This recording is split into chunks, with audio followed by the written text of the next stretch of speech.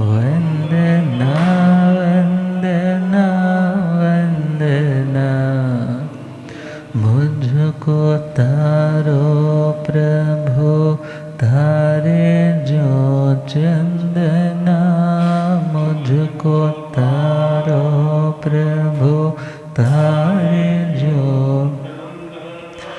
वंदना वंदना वंदना वंदना वंदना वंदना वंदना। तेरे चरणों में दाता मेरा ध्यान हो, तेरे चरणों में दाता। झूठी दुनिया से दिल मेरा अनजान हो, झूठी दुनिया से दिल मेरा। चाहे सुख में रहो चाहे दुख में रहो, चाहे सुख में रहो चाहे। समता टूटे नहीं है यही स्पंदना, समता टूटे नहीं है यही। वंदना वंदना वंदना वंदना वंदना वंदना वंदना। अनंत अनंत शांति के निकेतन शासनपति श्रमण भगवान महावीर स्वामी के पावन चरणारविंदों में हार्दिक भावना वंदन नमन।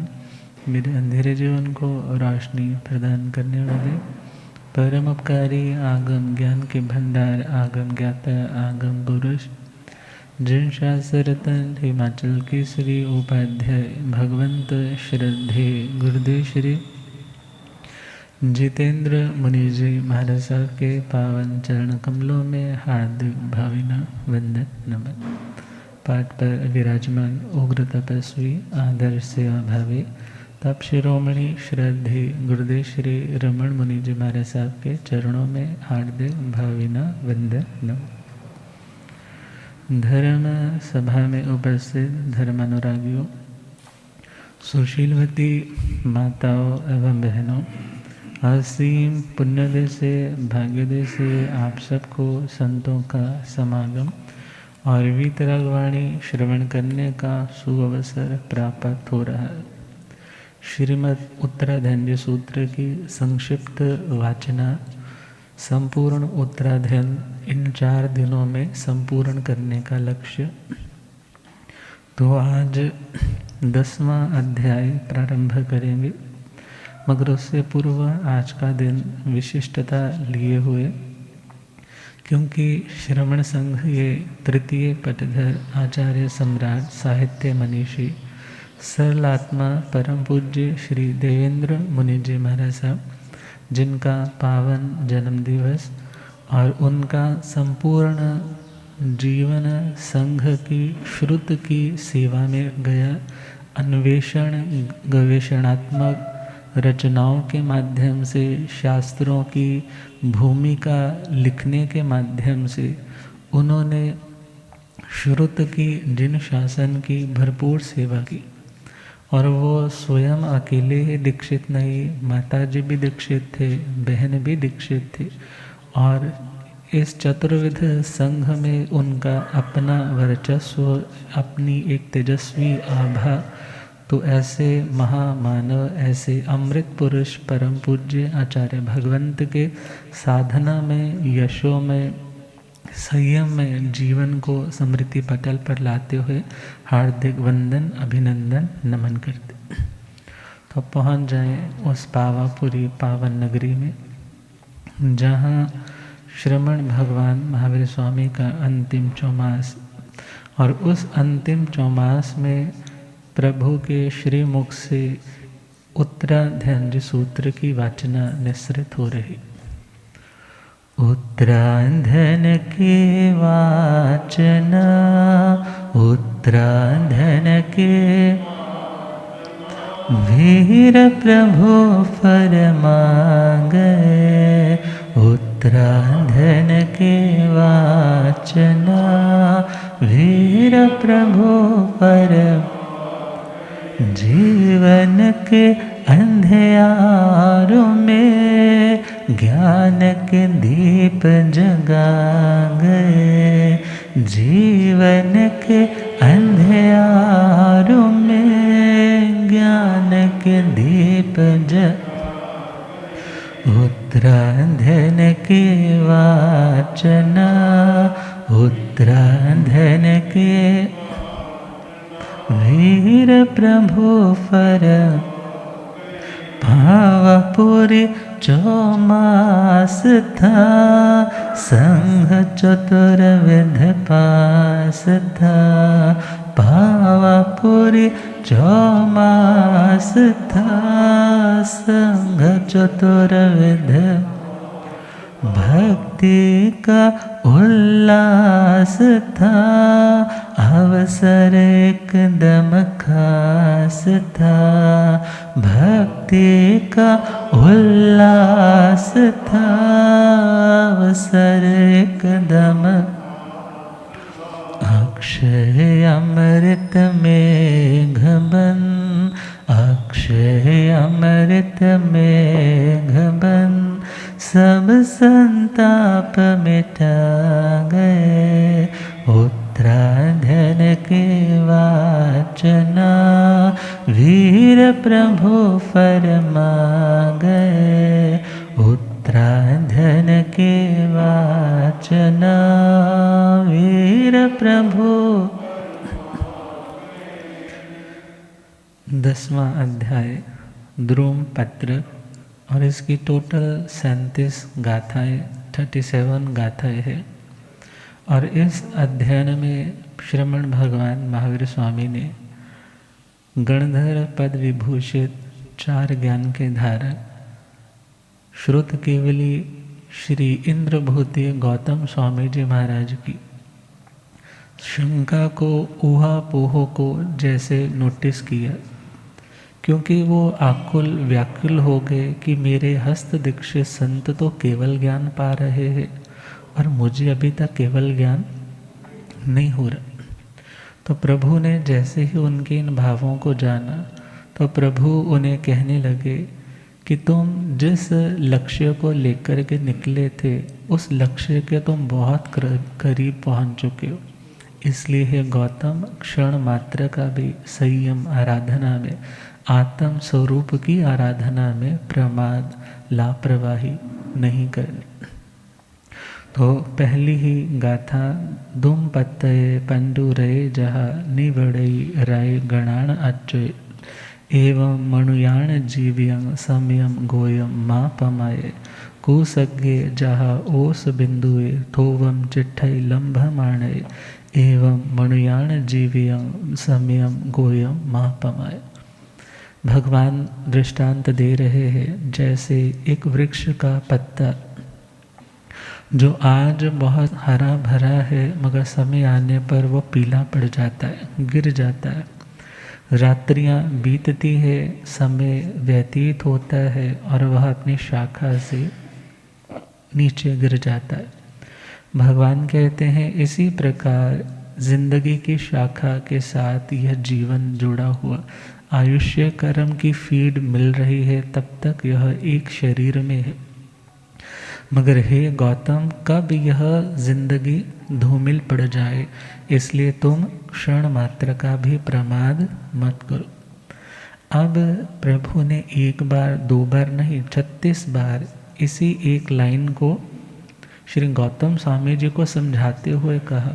और इतने बड़े स्कॉलर, इतने बड़े ज्ञानवान, मगर उनके माध्यम से मानो समस्त भव्य आत्माओं को वो संदेश दे रहे हैं कि तुम जिस लक्ष्य को लेकर के निकले हो, तुम्हारा फोकस, तुम्हारी कंसंट्रेशन, तुम्हारा ध्यान, तुम्हारी पूर्ण एनर्जी की यूटिलाइजेशन उसी पॉइंट पे होनी चाहिए।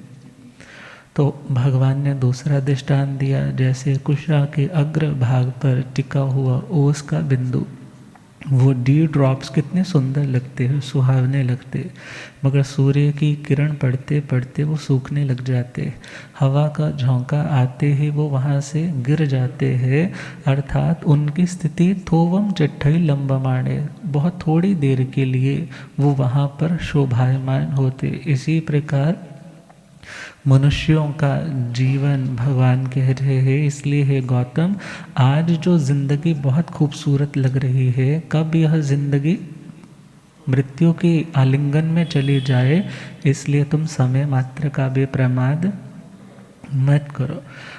प्रभु फरमाते हैं कि ज़िंदगी विघ्नों से भरी हुई है, यहाँ पे हर काम करने जाओ तो विघ्न ही विघ्न है, इसलिए तुम बहुत विघ्नों को पार कर आए हो, अब समय मात्र का भी प्रमाद मत करो।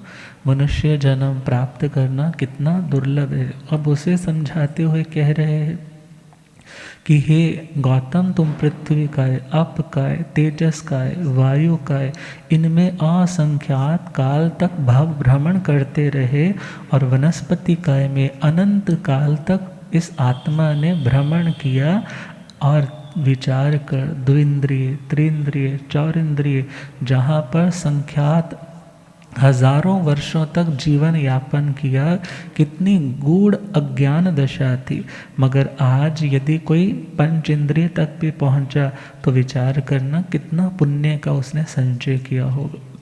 और मनुष्य जन्म मिला है तो प्रभु कहते हैं ये रेगुलरली यदि ऐसे मिलता रहे, आज भी मनुष्य, कल भी मनुष्य, तीसरा जन्म भी मनुष्य, तो 7 से 8 जन्म ही रेगुलर हो सकते, उससे ज़्यादा नहीं। मीन्स उसके बाद तो ये कनेक्शन एक बार डिसकंटिन्यू होगा ही होगा।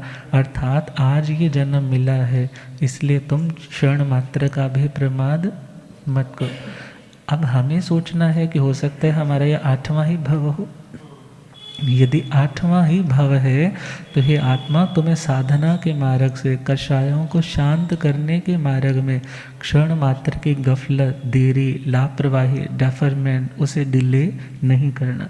और भगवान फरमाते हैं देवलोकों में भी गए, नारकियों में भी गए, 33 सागरोपम की आयुष्य नारकियों की भोगी, और 21 में देवलोक तक तुम अनंत बार जा आए। हे आत्मा, तब भी आत्मा की तृप्ति नहीं हुई। एवं भव संसारे संसरे सुहा सुहे ही कम्मे ही जीवो पमाय बहुलो सम्यम गोयम माँ पमाय। इस भव संसार में जहाँ पर हमेशा सरकना ही सरकना है, कोई भी प्लेटफॉर्म शाश्वत परमानेंट नहीं है, और सुख और दुख जब जिंदगी में आते हैं तो व्यक्ति नए कर्मों का और उपार्जन करता है, उसके प्रति राग करके या उसके प्रति द्वेष करके। और ये जीव प्रमाद बहुल है, अर्थात उसकी ज़िंदगी में आत्मा को जानते हुए भी आत्मा की इतनी अवेयरनेस नहीं रहती, प्रमाद बहुत है, मध्य विषय कषाय विकथा निद्रा में लगा रहता है। इसलिए है गौतम, तुम आज जागृत हुए हो तो तुम समय मात्र का भी प्रमाद मत करो। और मनुष्य जन्म के बारे में फिर बता रहे हैं कि आर्य कुल का मिलना, जहाँ धर्म की समझ हो और संपूर्ण इंद्रियों का मिलना, उनका मिलना भी कितना कठिन है, और सभी इंद्रियां अपने स्थान पर मिलना ये और भी मुश्किल बात है। उत्तम धर्म की बातों को सुनने का मौका मिलना कि यू कैन अपनी इंद्रियों को डिसिप्लिन में रख सको, कंट्रोल कर सको, और फिर उसके बाद श्रद्धा का मिलना, श्रद्धा के बाद उत्तम आचरण का मिलना। भगवान कह रहे हैं हे गौतम, ये हर चीज़ एक से बढ़कर एक है, और तुम्हें यह सब कुछ मिला है, तुम्हें यह सब कुछ मिला है। परि जुरई ते शरीरयं केसा पंडुरया हवंती ते से सोय बले हाय समयम गोयम माँ पमाय। हे गौतम, तुम्हारा अब ये शरीर जीर्ण शीर्ण हो रहा है, क्योंकि भगवान से तो उम्र में बड़े थे, कि तुम्हारा अब ये शरीर जीर्ण शीर्ण खंडहर की मीनार बनने की तैयारी में जा रहा है। और तेरे केश अब सफ़ेद हो रहे हैं। श्रोत्र इंद्रिय का जो बल है, जो बल प्राण है, वो कमज़ोर होने लग पड़ा है। इसलिए तुम अब समय मात्र भी प्रमाद मत करो। ऐसे ही श्रोत्र इंद्रिय, चक्षुर इंद्रिय, घ्राण इंद्रिय, रसन इंद्रिय, स्पर्श इंद्रिय, सभी के बारे में 1 बाय 1 प्रभु ने फरमा रहे कि इन इंद्रियों के मिलने के बाद भी इन साधनों का भी उपयोग यदि तुमने सिद्धि के लिए नहीं किया तो ये इंद्रियां तुम्हारे मुक्ति में बाधा डालने वाली तो बनेगी, मगर तुम्हारी मुक्ति में हेतु नहीं बन पाएगा। और फिर प्रभु कह रहे हैं ये शरीर जो रोगों का घर है, पता नहीं किस टाइम कौन सा रोग उभर करके आ जाए। यदि आज तुम स्वस्थ हो, आज यदि सब कुछ अच्छे से करने में कैपेबल हो, तो समय मात्र का भी प्रमाद मत करो। और जैसे ही प्रभु ने सारी बातें समझाई है, कुछ उनका चिंतन खिलने लगा। और फिर प्रभु उन्हें फिर दोबारा से कह रहे हैं कि हे गौतम, तुम भले इतने बड़े ज्ञानी हो, मगर तुम जिस धन को, जिस पत्नी को, जिस परिवार को छोड़ करके अणगार बने हो, तुम उस वमन को, अर्थात जो तुमने त्याग दिया है, उसे चाटने का, उसे पुनः ग्रहण करने का मन से भी संकल्प मत करना। अर्थात छोड़े हुए भोग जो विष के समान है, उनका अब चिंतन मत करना। कमलवत निर्लेप रहने में समय मात्र का भी प्रमाद मत करो। और फिर प्रभु जानते हैं कि आने वाले फ्यूचर में, भविष्य में क्या कुछ होने वाला है। प्रभु कह रहे हैं, ना हो जिणे अज दिसय बहुमय दिसय मग्ग देसिये संपई ने याउए पहे समयम गोयम माँ पमाए। हे गौतम, आने वाले भविष्य में क्या होगा? लोग कहेंगे कि आज तो तीर्थंकर दिखाई नहीं देते, कोई जिन केवली दिखाई नहीं देते, और जितने भी लोग होंगे बहुमय दिसय मग्ग देसिये, जितने भी मग्ग देसिये मार्गदर्शक होंगे, गाइडलाइंस देने वाले होंगे, वो बहुमय, बहुमत वाले, अर्थात अलग अलग मति वाले होंगे। तभी तो आजकल इतने संप्रदाय खिल रहे हैं। भगवान ने क्या बोला कि आने वाले भविष्य में हर व्यक्ति अपनी अपनी समझ के अकॉर्डिंगली परूपणाएं देगा, मगर केवल ज्ञानी उस टाइम कोई नहीं होगा। और आज तेरे को ये संप्रति, मतलब आज के टाइम में तुम्हें ये सन्मार्ग मिला और साक्षात तू हमारे पास है, इसलिए तू समय मात्र की मोक्ष की प्राप्ति में प्रमाद न आने देना। और फिर उन्हें फरमा रहे हैं कि कांटों के मार्ग से निकल करके तुम राजमार्ग में आए हो, भोगों के, कषायों के, कर्म बंधन के मार्ग को छोड़ करके तुम संवर के मार्ग में, निर्जरा के मार्ग में आए हो। तो अब पुनः उस मार्ग में जाने की, लौटने की मन से भी चाहना मत करना। इस मार्ग पर बढ़ने के लिए क्षण मात्र भी प्रमाद मत करो। जिस दृढ़ निश्चय से आए हो, उस दृढ़ निश्चय के साथ आगे बढ़ना, उस दृढ़ता को निभाने में क्षण मात्र का भी प्रमाद मत करो। और फिर प्रभु उन्हें कंसोल करते करते एश्योरिटी, गारंटी भी दे रहे हैं कि अकलेवर सेणिय मुस्सिया सिद्धि गोयम लोम गच्छसि खेमं च शिवम अनुत्तरम समयम गोयम माँ पमाए। हे गौतम, समय आएगा जब तुम भी कलेवर अर्थात देह को छोड़ करके अकलेवर, अशरीरी दशा में पहुँच जाओगे और अपूर्व गुण श्रेणियों का आरोहण करके सिद्धि गति को, जो क्षेम कल्याणकारी है, जो शिव उपद्रव रहित है, जो अणुत्तर, जो सबसे ऊपर की स्थिति है, जिससे ऊपर और कुछ भी नहीं है, उस स्थान को तुम प्राप्त करोगे। और उस तीर्थंकर भगवान के बुद्ध स निसम भाष्य, उनके उन वचनों को सुन करके जो प्रभु ने फरमाए थे, और श्री गौतम स्वामी जी को तसल्ली हो गई और उनके कहने के अनुसार साधना करने लगे।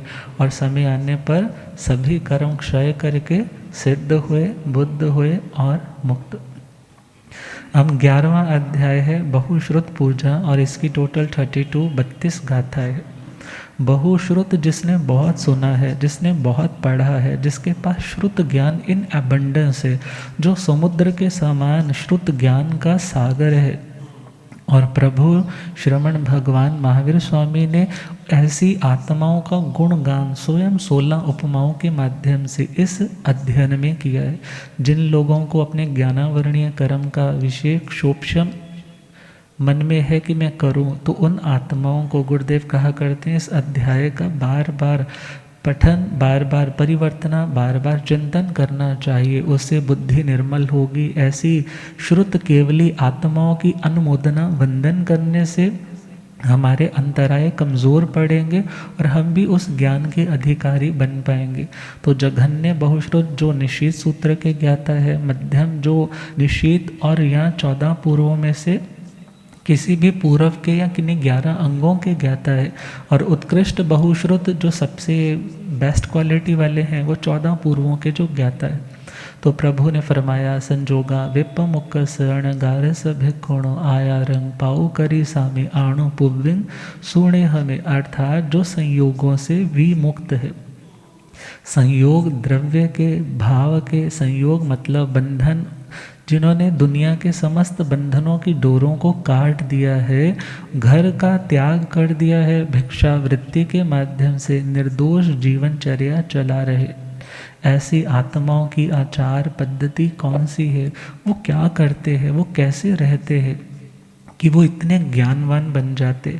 तो प्रभु ने कहा ज्ञानवान बनना आसान नहीं है, क्योंकि बहुत से ऐसे लोग हैं जो विद्यावान होते हुए भी विद्या से हीन है, अर्थात दुनिया की दृष्टि से बड़े स्कॉलर है, मगर प्रभु कहते हैं वो सच्चे स्कॉलर नहीं है। और कुछ ऐसे हैं जो स्कॉलर बने ही नहीं है और वो स्कॉलर कभी बन भी नहीं पाएंगे। कौन? जिनके अंदर ये कमियां है। जे यावी होई निविद्ये थद्दे लुद्धे अनिग्गहे अभिक्षणं उल्लवई अविणीय आ बहुसुय।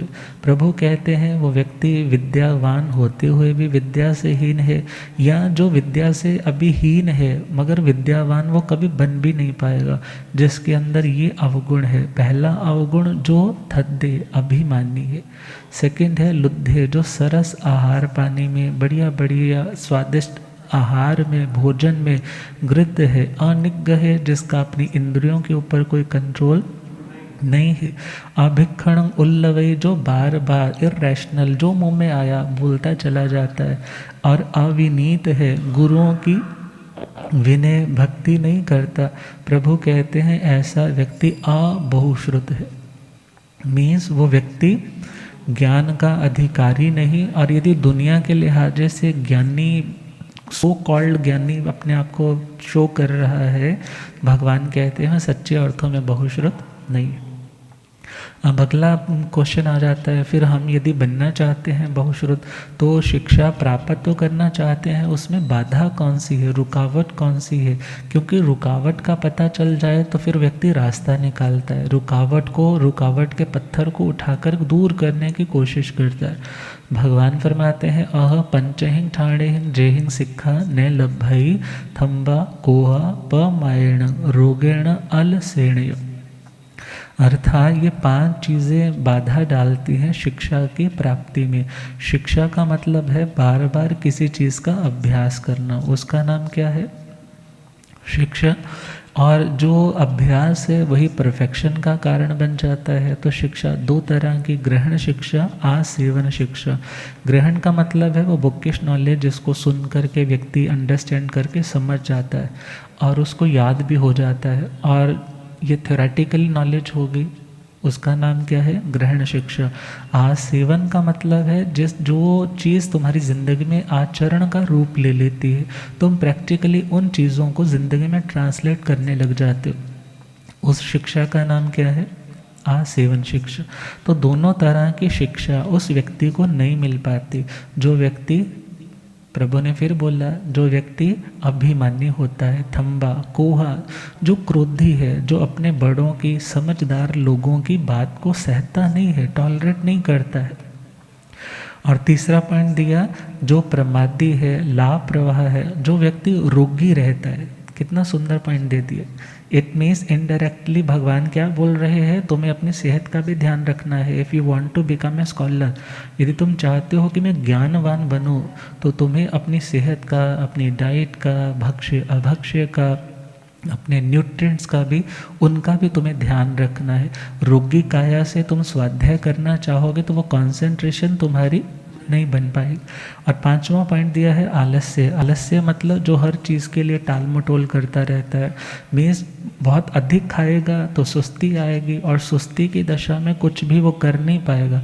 जब हर चीज़ में डेफरमेंट हर चीज़ को लटकाता चला जाएगा तो याद रखना एक दिन वो भी लटक जाएगा। उसकी चेहरे की रौनक, उसकी चेहरे की ब्राइटनेस, लस कांति को बोलते हैं, लश्कारा जैसे बोलते हैं ना, तो उस व्यक्ति के चेहरे की रौनक, उसकी ब्राइटनेस, उसकी चमक, उसकी आकर्षण की शक्ति, सारी चीज़ें डल होने लग जाती हैं जो आलसी होता है। और आलसी व्यक्ति भी ज्ञानवान नहीं बन सकता।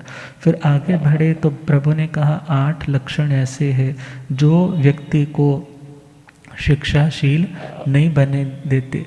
और विचार करना है, जो व्यक्ति शिक्षाशील बनना चाहता है उन्हें उन 8 दोषों को त्यागना है। तो प्रभु ने फिर कहा जो 8 गुण हैं वो आत्मा को शिक्षाशील, मीन्स वो शिक्षा का, उन ज्ञान की बातों का, शील का मतलब अभ्यास कर सकता है। कौन? पहला पॉइंट दिया है अहसीरे, जो कोई शिक्षा देने वाला है उसके ऊपर हंसता नहीं है। हंसता मतलब बहुत बार व्यक्ति कह देता है ना, तू अपने आप को तो देख, तू मेरे को शिक्षा देने लगा।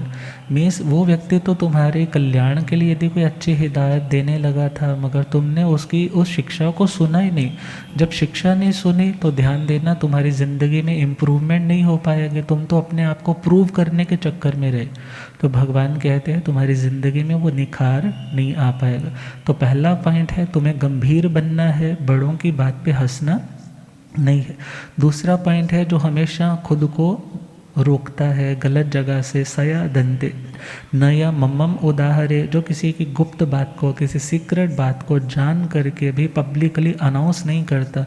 वो कहता है लोग अपना मुंह खराब करते हैं तो उनकी चॉइस है, मगर मेरे को किसी की बुराई अपने मुंह से बोलनी नहीं। क्यों? क्योंकि बहुत बार व्यक्ति अपनी बुराई को जब सुन नहीं पाता तो सुसाइडल तक हो जाता है, मगर मुझे ऐसे किसी की आत्महत्या का भी कारण नहीं बनना। अगला पॉइंट दिया है ना सीले, अर्थात जो व्यक्ति अपने शील को पूरी तरह से खंडित कर देता है वो व्यक्ति तो ज्ञान का अधिकारी नहीं, मगर जो अपने शील को सुरक्षित रखता है। और ना विसीले, जो अपने शील को अलग अलग टाइप के दोषों से दूषित नहीं करता है। नैसिया आई लोलुए, जो व्यक्ति अति लोलुप नहीं होता। अति लोलुप मतलब अति स्वादु। अति स्वादु मतलब ये खाना है, वो खाना है।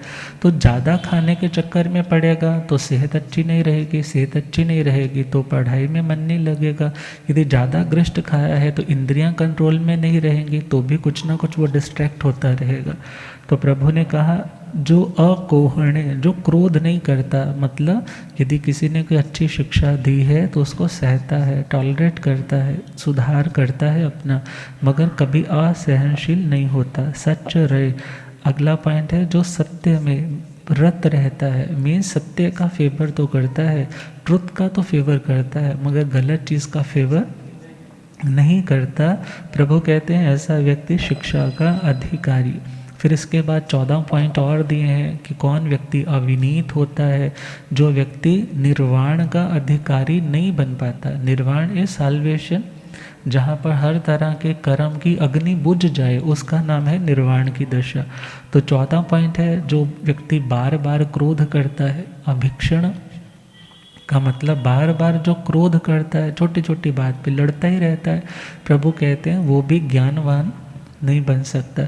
सेकंड पॉइंट दिया है प्रबंधन चा पकुवई, जो व्यक्ति उन बातों को जो घट चुकी है उनको भुलाता ही नहीं है, मीन्स उस चैन को बनाए रखता है। स्मृति की हवा से उन सुलग रहे, अभी ठंडे पड़ रहे उन कोयलों को सुलगाता रहता है। मीन्स बात हो गई, चली गई, मगर अपने आप को अशांत, दूसरों को अशांत रखने में ही अपने टाइम को कंज्यूम करता है। भगवान कहते हैं ऐसे व्यक्ति का भी फोकस अपनी पढ़ाई पे लगने वाला नहीं है। तीसरा पॉइंट दिया है जो मित्र भाव रखने के बाद उसका वमन कर देता है। छह काय के प्रति मित्रता का भाव, या अन्य किसी ने तुम्हें मित्रता का हाथ आगे दिया मगर तुमने देखा अब मेरा स्वार्थ निकल गया और तुमने उसकी मित्रता को ठुकरा दिया। फिर अगला पॉइंट दिया है जो पाप दृष्टि है, ऐसा व्यक्ति भी चौथा पॉइंट है जो श्रुत ज्ञान प्राप्त करके मद करता है, मैं बड़ा ज्ञानी हो गया, भगवान कहते हैं वो ज्ञान ही फिर तुम्हारे पतन का कारण बन जाएगा। फिर जो व्यक्ति दूसरों के पाप दोष ही देखता है, अच्छाइयाँ नहीं देखता, यदि बुराई सीखकर हो तो ध्यान रखना वो बुराइयाँ तुम्हारी ज़िंदगी में एक दिन ट्रैवल करते करते आ जाएंगे, तुम भी बुरे बन जाओगे। मगर जो किसी की बुराई नहीं देखता, किसको देखता है? अच्छाई को। 6 पॉइंट है जो मित्रों पे क्रोध करता है। मित्र का मतलब जो हमारे लिए हित बुद्धि रखते हैं, हमारे वेल विशर्स है, हम उनको टॉलरेट नहीं करते, उनके आगे बोलते हैं, तो प्रभु कहते हैं वो व्यक्ति अविनीत है, वो ज्ञान का अधिकारी नहीं है। फिर जो व्यक्ति अच्छे मित्रों की भी एकांत में जाकर के मीन्स पीठ पीछे उसकी बुराई करते हैं, वो बनता है ऐसा है, उसमें तो ये बुराई, उसमें तो ये बुराई, उसमें तो ये बुराई, प्रभु कहते हैं वो भी अविनीत है।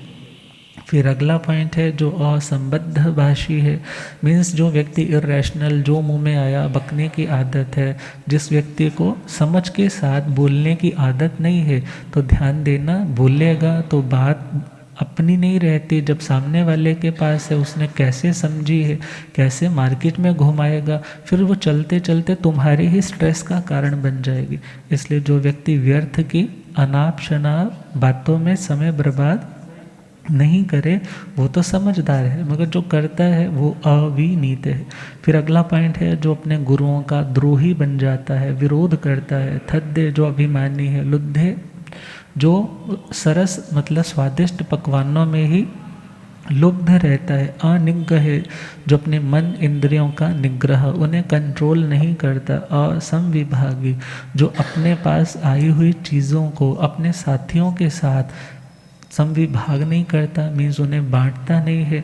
जब बांटेगा नहीं तो ध्यान रखना, बोलते ना आजकल लाइन चलती है, जो केयरिंग जो शेयरिंग है वो केयरिंग है, मगर जो शेयर ही नहीं करना जानता तो फिर वो व्यक्ति धीरे धीरे दूसरों से भी अपनी केयर को, जो लोग आज तक केयर कर रहे थे ना वो भी पीछे हटने लग जाते।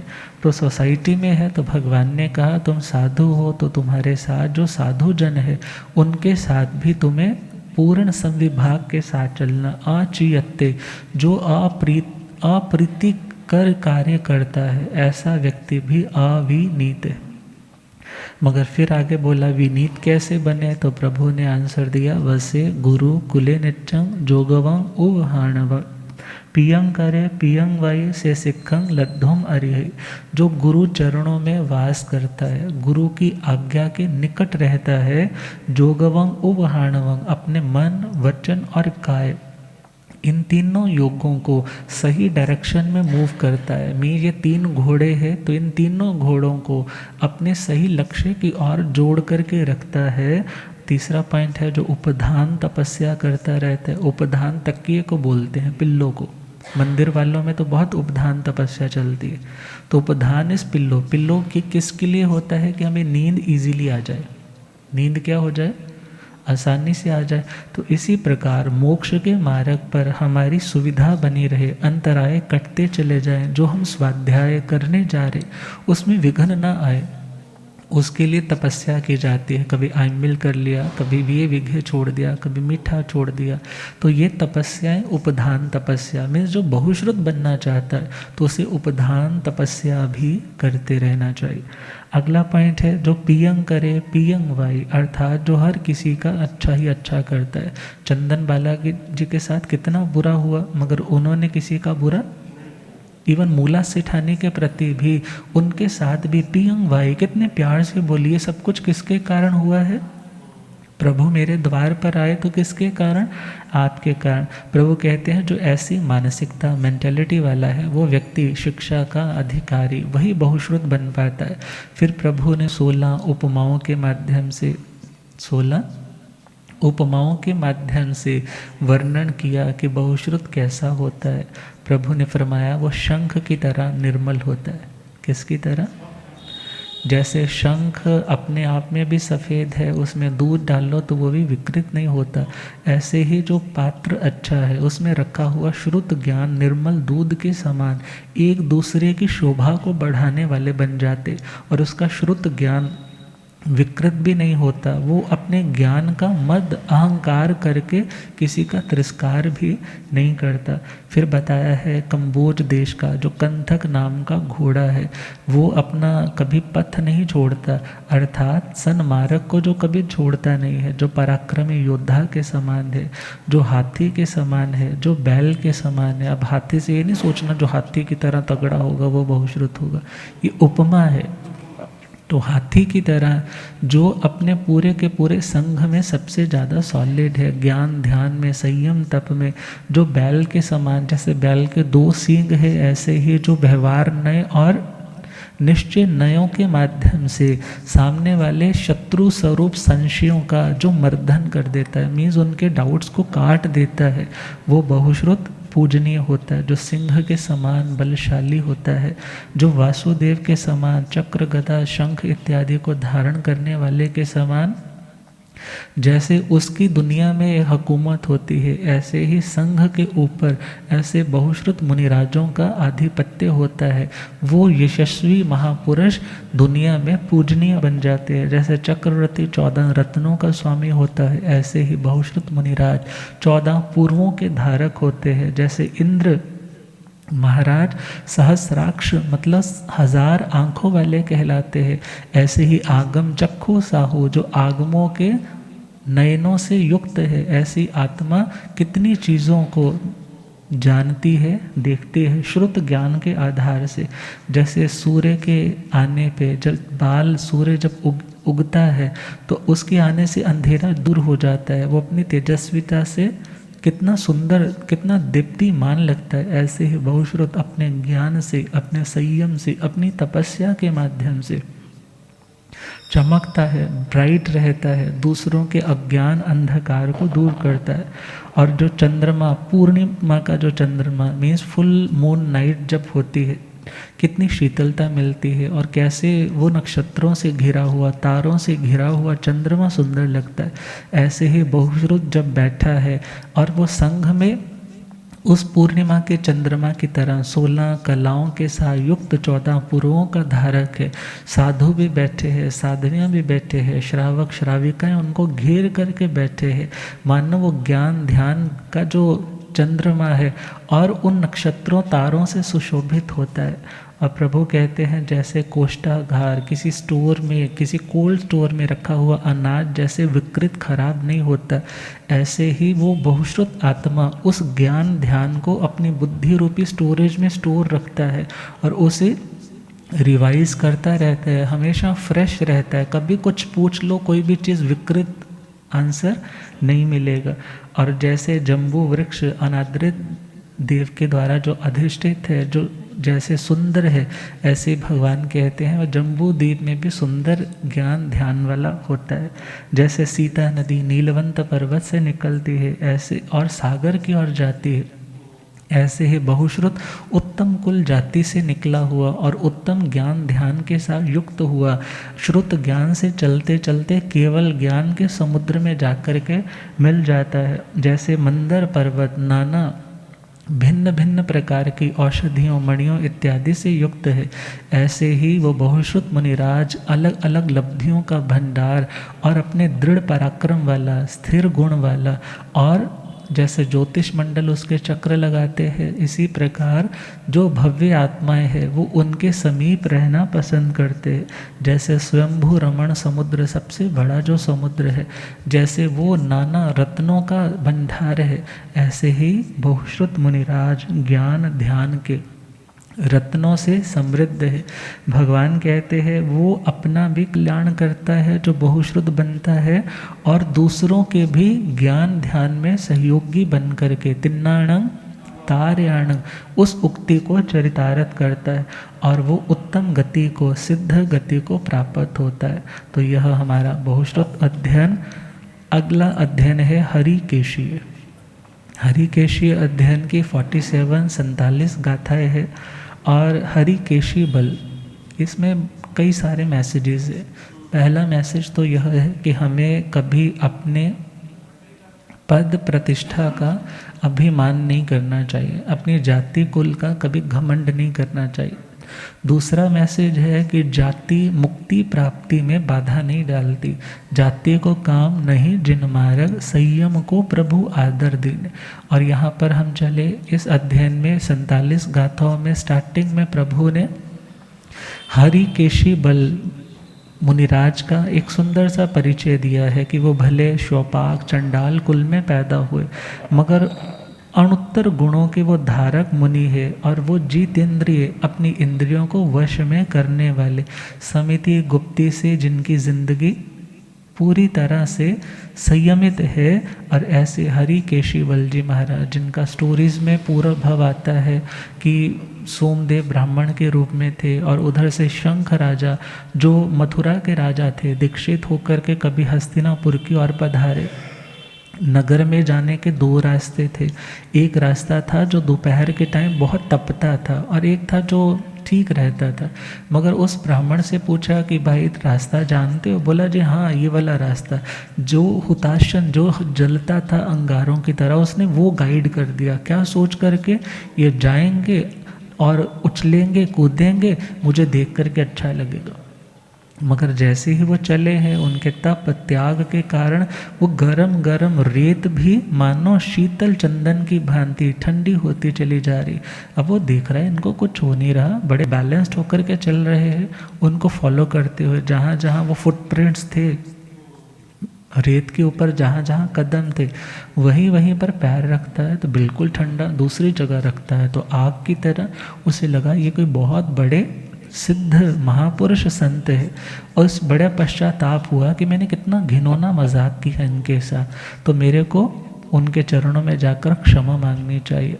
चरणों में लेट गया, वंदना की, आंसू आंखों से आ रहे हैं, पश्चाताप से अनुनय विनय की कि मैं अपने इस कर्म के लिए प्रायश्चित लेना चाहता हूँ और प्रायश्चित स्वरूप मैं आपके श्री चरणों की सेवा में रहना चाहता हूँ, मैं दीक्षा लेना चाहता हूँ। उनके चरणों में दीक्षित हो गए।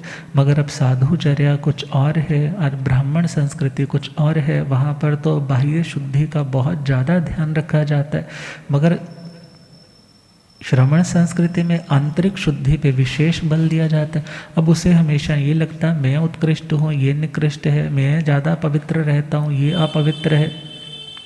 और उन भावों के कारण वो गए तो भले देवलोकों में है, मगर वहाँ से काल करके जाति इत्यादि का घमंड किया था। तो आज गौरी माता और बल कोष्ठ पिता के घर में बल नाम का वो बेटा जो जिसके चेहरा पूरे का पूरा काला कलूटा है, नाक चिपटी सी है, आंखें मान लो बाहर की ओर आ रही है, मान लो बहुत ही घिनौनी सी सूरत है और बचपन से ही बहुत गुस्सैल, बहुत ही आउटरेजियस स्वभाव वाला है।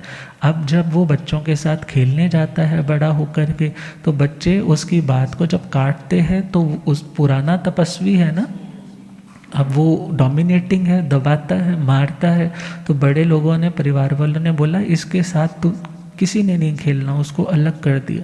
बड़ा उदास होकर के बैठा है और एकदम खेलते खेलते बच्चों ने देखा कि एक सांप निकला है, विषैला, पॉइजनस है। सब मारने लगे, डंडों से पीटने लगे, अरे ये विषैला सांप है, मारो मारो मारो। और जैसे ही उसको मार करके दूर फेंक करके आए तो सेकंड टाइम एक दो मुँहा सांप जो पॉइजनस नहीं था, जैसे ही उसको देखा तो बड़े लोग कहने लगे इसमें जहर नहीं है, इसको पकड़ करके दूर छोड़ो। और जैसे ऐसे किया, उसने ये इंसिडेंट देखा, सोच में पड़ गया, अरे जिसमें जहर है उसको सब मारते हैं और जिसमें जहर नहीं है उसको कोई कुछ नहीं कहता। मेरे में क्रोध का जहर है, इसलिए मुझे कोई पसंद नहीं करता। यदि मैं भी शांत हो जाऊं तो मेरे ऊपर भी कोई गुस्सा करने वाला दुनिया में नहीं होगा।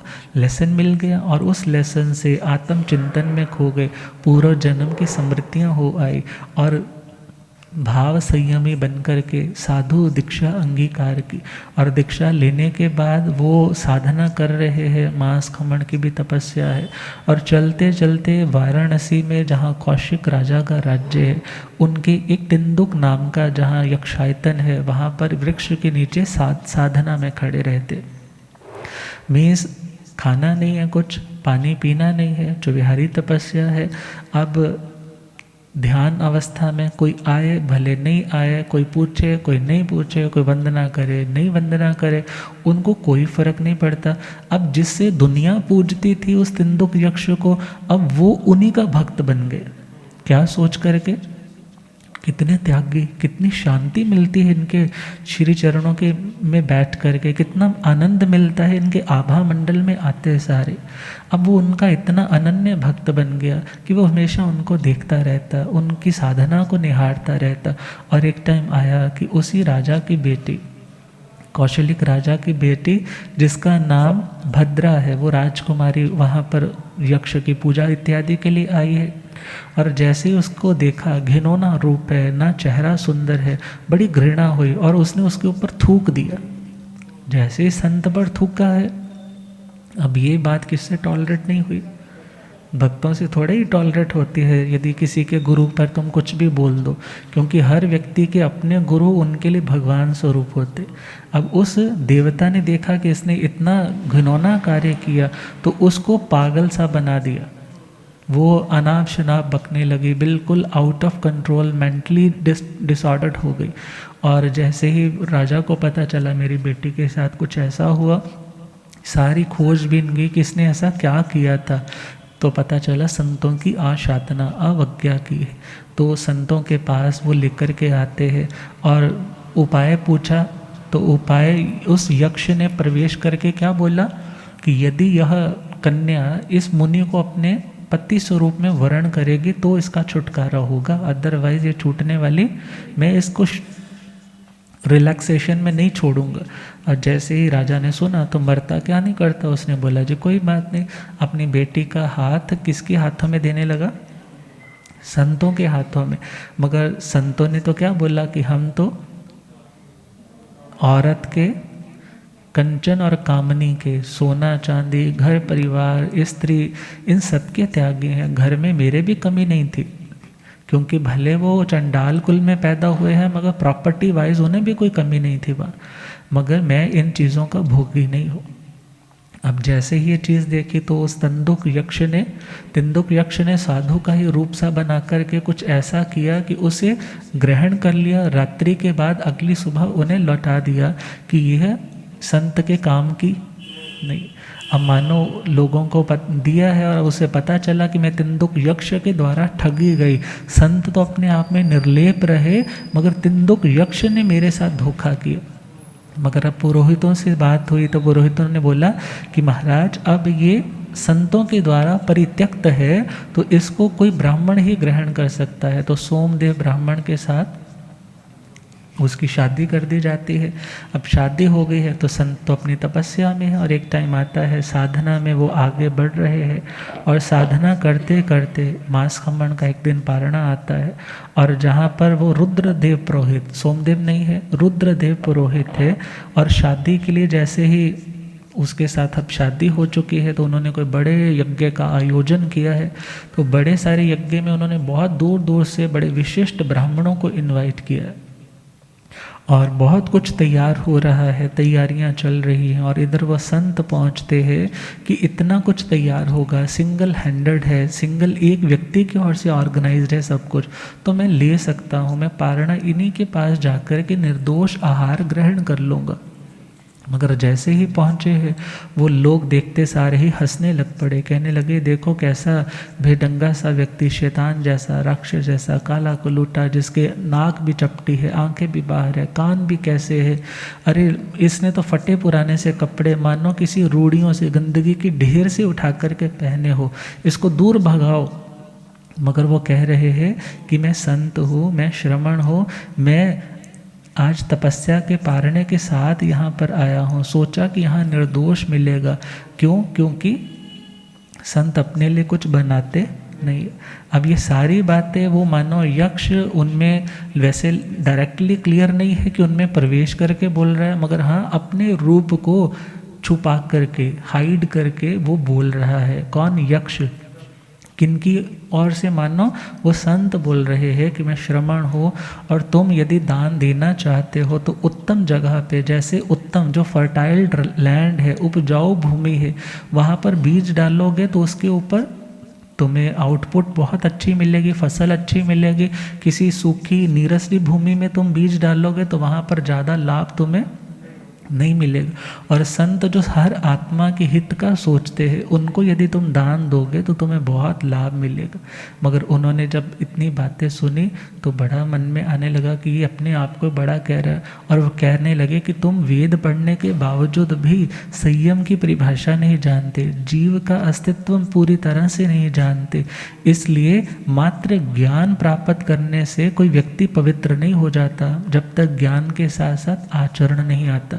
अब जैसे ही वहाँ पर उस ब्राह्मण ने सुना तो उसने चिल्लाया कि कौन यहाँ पर चिल्ला रहा है इस तरह से, अरे कौन यहाँ पे क्षत्रिय है, कौन यहाँ पे कार्य करने के लिए आए हुए ब्राह्मण इत्यादि है, इसको पकड़ करके गले से बाहर निकालते क्यों नहीं? कोई कड़छी उठा करके लाओ, कोई हाथों से मारो, मुक्के मारो, पैरों से इसको बाहर निकालो, ये अपने आप को पता नहीं क्या समझता है। और जैसे ही मारने के लिए आने लगे, मारना तो क्या था, इतने में ही वो यक्ष अपने क्रोध के आवेश में आ गया, जिनके हाथों में वो बड़े बड़े कड़छियाँ उठा रखी थी, डंडे लेकर के आए थे, उनको मानो सुध बुद्ध से रहित कर दिया। उनकी गर्दनें पीठ के साथ जाकर के मोड़ दी, खून की उल्टियाँ आने लग पड़ी, हाथ पैर मुड़ने लग पड़े, रोने चिल्लाने लग पड़े। और जैसे ही उस भद्रा राजकुमारी को पता चला, वो घबराई और कहने लगी, अरे पापियों, तुम्हें इतना नहीं पता, ये वही संत है जिन्होंने मेरा क्या कर दिया था, त्याग कर दिया था। जो स्त्री की ओर आंख उठा करके नहीं देखते, वो ऐसे त्यागी वैरागी मनस्वी संत आए हैं। अरे तुम इनका तिरस्कार करके मानो पर्वत को अपने नाखूनों से कुरेदने की कोशिश कर रहे हो, पैरों से अग्नि को बुझाने की कोशिश कर रहे हो, तुम बहुत अनर्थ करने जा रहे हो। यदि ये कुपित हो जाए, आशीविश लब्धियों से ये संपन्न है, तो पूरे देश को ये भस्म कर सकते हैं। तुम इनकी अवज्ञा, तुम इनकी अवहेलना, तुम इनकी आशातना मत करो। जैसे ही उनके चरणों में आए और वो कहने लगे सारे मिलकर के, महपसाया ईष्णो हवंती नहु मुनि कोव परा हवंती, कि जो संत होते हैं वो प्रसन्नता की मूर्त होते हैं, वो किसी पे क्रोध नहीं करते। जो संत है वो शांत है, जो शांत है वो संत है। इसलिए आप अपने गुस्से को क्या करें? तो संतों ने कहा, मैं तो कोई गुस्सा कर ही नहीं रहा, गुस्सा करना तो मेरी साधना का अंग ही नहीं।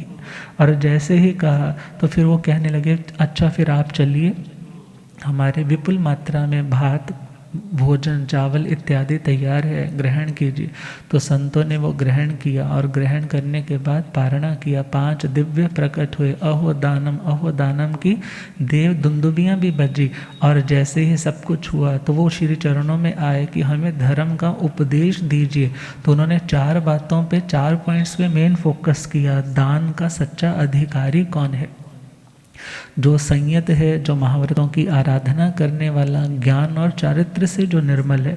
फिर जातिवाद के ऊपर कहा कि जाति से कोई व्यक्ति बड़ा नहीं होता, अर्थात उसका यदि आचरण उत्तम है तो निम्न जाति वाला भी आदरणीय है। और यज्ञ के बारे में कहा कि तपस्या, तप की अग्नि यदि आत्मा रूपी हवन कुंड में जलाएंगे और कर्मों की उसमें आहुतियाँ देंगे, वही सच्चा यज्ञ है। बाकी स्थानों पे तो 6 काया की विराधना है।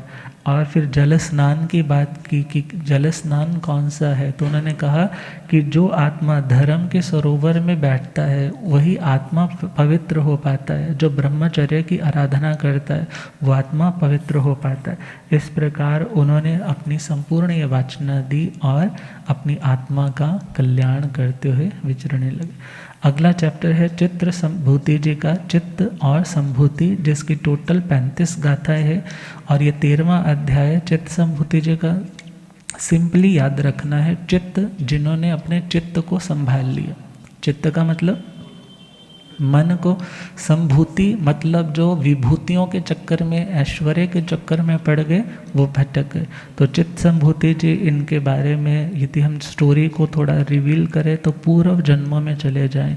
तो जब कभी ये चंडाल पुत्र थे, और चंडाल पुत्र से भी पूर्व चले जाएं तो एक संत जो तपस्वी त्यागी थे, मगर तपस्या के कारण अब फिजिकली एनर्वेटेड हो रहे हैं, थक रहे हैं, एकदम से चलते चलते गिर गए, बेहोश हो गए।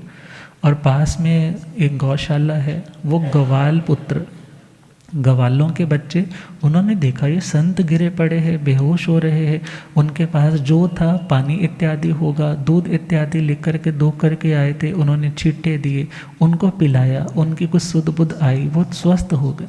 जैसे ही स्वस्थ हुए तो संत कहने लगे तुमने मेरे पे उपकार किया है तो मैं भी तुम्हें ज्ञान कुछ दूँ, तभी तो उपकार का क्या हो सकेगा, वो ऋण कुछ उतर सकेगा।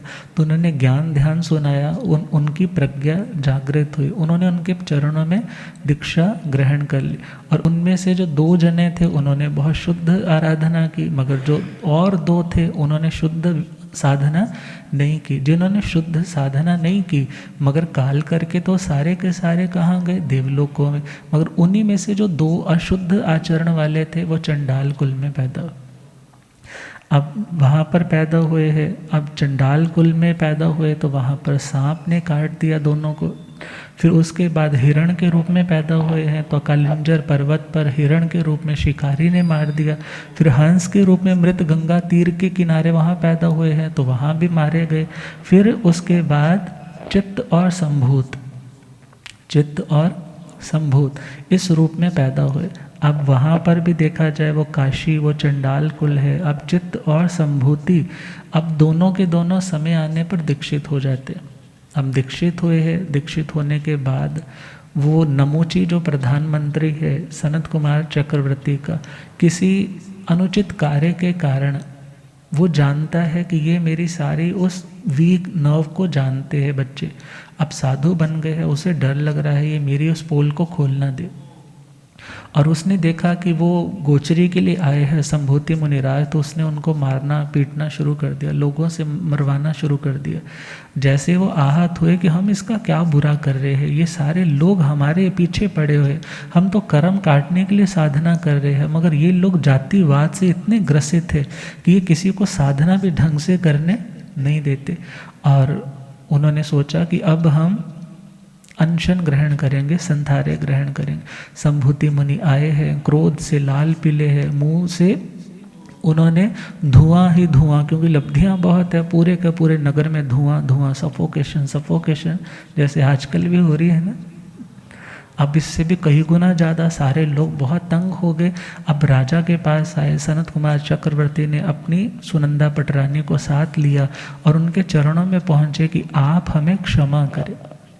और कई जगह पर है कि उनके पाँव के ऊपर सुनंदा रानी के 52 गौशीर्ष चंदन गिरा, और कहीं है उनके बालों की लट स्पर्श हो गई। अब वो सोचने लगे, क्योंकि अब दोनों संथारे में आ चुके थे, संलिखना कर ली है, मगर उन्होंने क्या सोचा, जिंदगी तो इसकी है चक्रवर्ती के, हम इतनी साधना करते हैं फिर भी इतने कष्ट सहने पड़ते हैं, यदि मेरी साधना का फल हो तो मैं भी ऐसा चक्रवर्ती बनूं। अब काल करके तो वहाँ से कहाँ गए, देवलोकों की ओर, और देवलोकों से वो कहाँ पैदा हुए, फिर पदम गुलम विमान से नीचे आए हैं। और वहाँ एक तो बना है श्रेष्ठी पुत्र जो चित्त का जीव है, और दूसरे बने हैं ब्रह्मदत्त चक्रवर्ती। अब ब्रह्मदत्त चक्रवर्ती एक बार नाटक देख रहे, और वो नाटक मधुकरी एक नाम का प्ले चल रहा है, और उसको देखते देखते उसको लगा ऐसा मैंने पहले भी कभी देखा है, और वो याद आने लगा और जाति स्मरण ज्ञान हुआ, याद आया देवलोकों में ऐसे नाटक देखे। अब जैसे ही वो जाति स्मरण ज्ञान हुआ तब पूरा भव्य स्मृति में आने लगे। चलते चलते वो पूरब के देखा जाए वो 5 भव्य, छठा ये वाला, वो भी याद आने लग पड़े। और उन्होंने फिर उस चीज़ को याद करके एक श्लोक बनाया।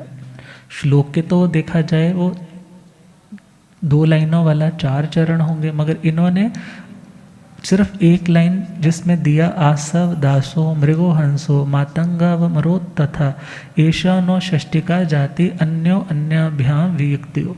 मेरी जो पहले वाली लाइन थी वी इन्होंने बना दी, और बोला जो सेकंड वाली लाइन बनाएगा उसको मैं आधा राज्य दूंगा। और चलते चलते ये लाइन किसी हर व्यक्ति की ज़ुबान पर है कि चलो कुछ ना कुछ तो बन ही जाएगा, आधा राज्य मिल जाएगा। मगर देखा कि एक उद्यान का जो माली है वो भी गा रहा है इसी लाइन को। संत वहाँ पर बैठे थे, विहार करके पहुँचे होंगे वो चित्तमुनि का जी। उन्होंने जब लाइन सुनी, कहने लगे ये लाइन कौन बोलने वाला है। तो जैसे ही वो अगली लाइन उन्होंने कंप्लीट करके उसको दे दी, उसने जा कर के सुना, राजा तो बेहोश कि मेरा भाई क्या बना है, माली बना है। तो वो डर गया, सहम गया, अरे पता नहीं मेरे कारण राजा को ऐसा। वो बोला मैंने नहीं बनाई लाइन, किसने बनाई? संत ने। संत को इनवाइट किया, संतों से कहा कि आप मेरे पूर्व जन्म के भाई हैं और आज हम इकट्ठे हुए हैं, तो आप सब कुछ छोड़ करके, ये दुखमय जीवन छोड़ करके कहाँ आ जाइए, राजमहलों में आ जाइए। मैं आपके लिए हर तरह की फैसिलिटी, हर तरह का कंफर्ट प्रोवाइड करूँगा, आपको किसी भी तरह से चिंता लेने की ज़रूरत नहीं है। मगर जब इतना कुछ ऑफ़र किया तो चित्तमुनि कहने लगे, सब्बं विलवियं गियं सब्बं नट्टं विडम्बियं सब्वे आभरणा भारा सब्वे कामा दुहावहा। अर्थात दुनिया के जितने भी संगीत है ये तो मात्र एक रोने चिल्लाने की आवाज़ों के समान है। क्योंकि इस हास्य संगीत के पीछे भी लास्ट मोमेंट कौन सी है? राग बढ़ेगा, राग के बाद फिर द्वेष आएगा, या राग जिससे किया है जब वियोग होगा तो रोना ही तो पड़ेगा। तो उन्होंने कहा ये सारी चीज़ें तो मानो रुदन के समान है। और जितने भी नाटक आज की लाइन में बोले तो फिल्म इंडस्ट्री है, तो बोले ये सारे नाटक है, आडंबर है, और सव्य आभरणा भारा, जितने भी ऑर्नामेंट्स है, जितने भी ज्वेलरी है, ये देखा जाए एक आत्मार्थी के लिए तो बोझ के समान है। किसके समान है? बोझ के समान है। और जितने भी दुनिया की इच्छाएं हैं वो सारी की सारी कामनाएं दुखों को ही इनवाइट करने वाली है। और उसे समझा रहे हैं कि हे राजन, तू इतने वैभव में इतना रच पच गया है, इतना तेरे को नशा चढ़ चुका है कि तू भूल चुका है कि एक दिन मरना पड़ेगा। जैसे जब शेर जंगल में आता है तो हिरणों के झुंड पे झपट्टा मारता है और किसी भी एक को उठा लेता है तो कोई उसको बचाने वाला नहीं होता। जब मौत आएगी तो तुम्हें भी ये सारे का सारा साम्राज्य छोड़ करके मृत्यु के साथ जाना पड़ेगा।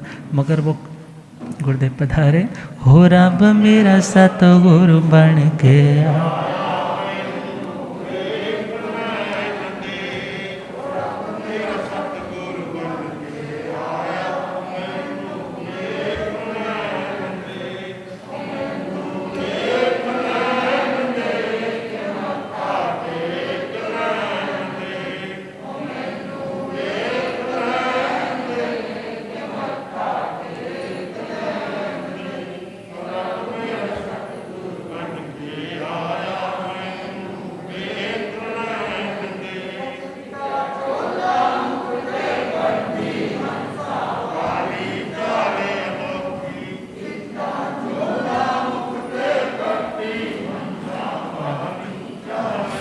होत झुकदा संसार मैनो, होत झुकदा संसार मैनो, हो रब मेरा सतगुरु बन के आया मैनो। बलियागम ज्ञात आगम पुरजन शास्त्र तन हिमाचल के श्री उपाध्याय भगवंत श्रद्धे गुरुदेव श्री जितेंद्र मुनि जी।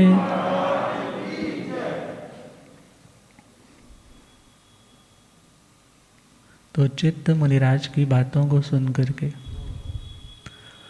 वो ब्रह्मदत्त चक्रवर्ती क्या कह रहा है कि हे महाराज, मेरी दशा उस हाथी की तरह है जो दलदल में फंसा है। किनारा उसे दिख रहा है मगर लाख कोशिश करने पे भी वो किनारे तक नहीं पहुंच पाता। क्योंकि जितने भी हम जैसे लोग हैं, क्योंकि मैंने चक्रवर्ती पद कैसे पाया है? निदान करके। यदि निदान करके मैंने अपनी साधना करनी को बेच करके ये पद ना पाया होता तो मैं साधना के मार्ग पर कदम रख सकता था, मगर मैंने तो अपनी साधना को बेच डाला। दैट्स वाई आज मैं इतनी ज़्यादा प्रॉपर्टी में हूँ, आज इतने ज़्यादा कंफर्ट में हूँ, मगर चाह करके भी वहाँ से निकल नहीं पा रहा। तो उनकी इन बातों को सुन कर के लास्ट में मुनिराज कहते हैं तुमने बुलाया था सो मैं आ गया, मगर मेरा टाइम तो वेस्ट करवा दिया, व्यर्थ का मेरा वक्त तुमने जाया किया। मगर हाँ, इतना ज़रूर तो मैं कहूँगा कि तुम आर्य कर्म करना, अनुकंपा से परिपूर्ण कर्म करना, कुछ भी गलत अनुचित किसी का मत करना। इस प्रकार ये अध्ययन कंप्लीट होता है। चित्त मुनिराज तो मुक्ति की ओर जाते हैं, मगर वो ब्रह्मदत्त कहाँ जाते हैं? नरकों की ओर जाते। अगला चैप्टर है इशु कार्य, 14वां अध्याय, 14 चैप्टर। टोटल गाथाएं हैं 51, 51 गाथाएं हैं।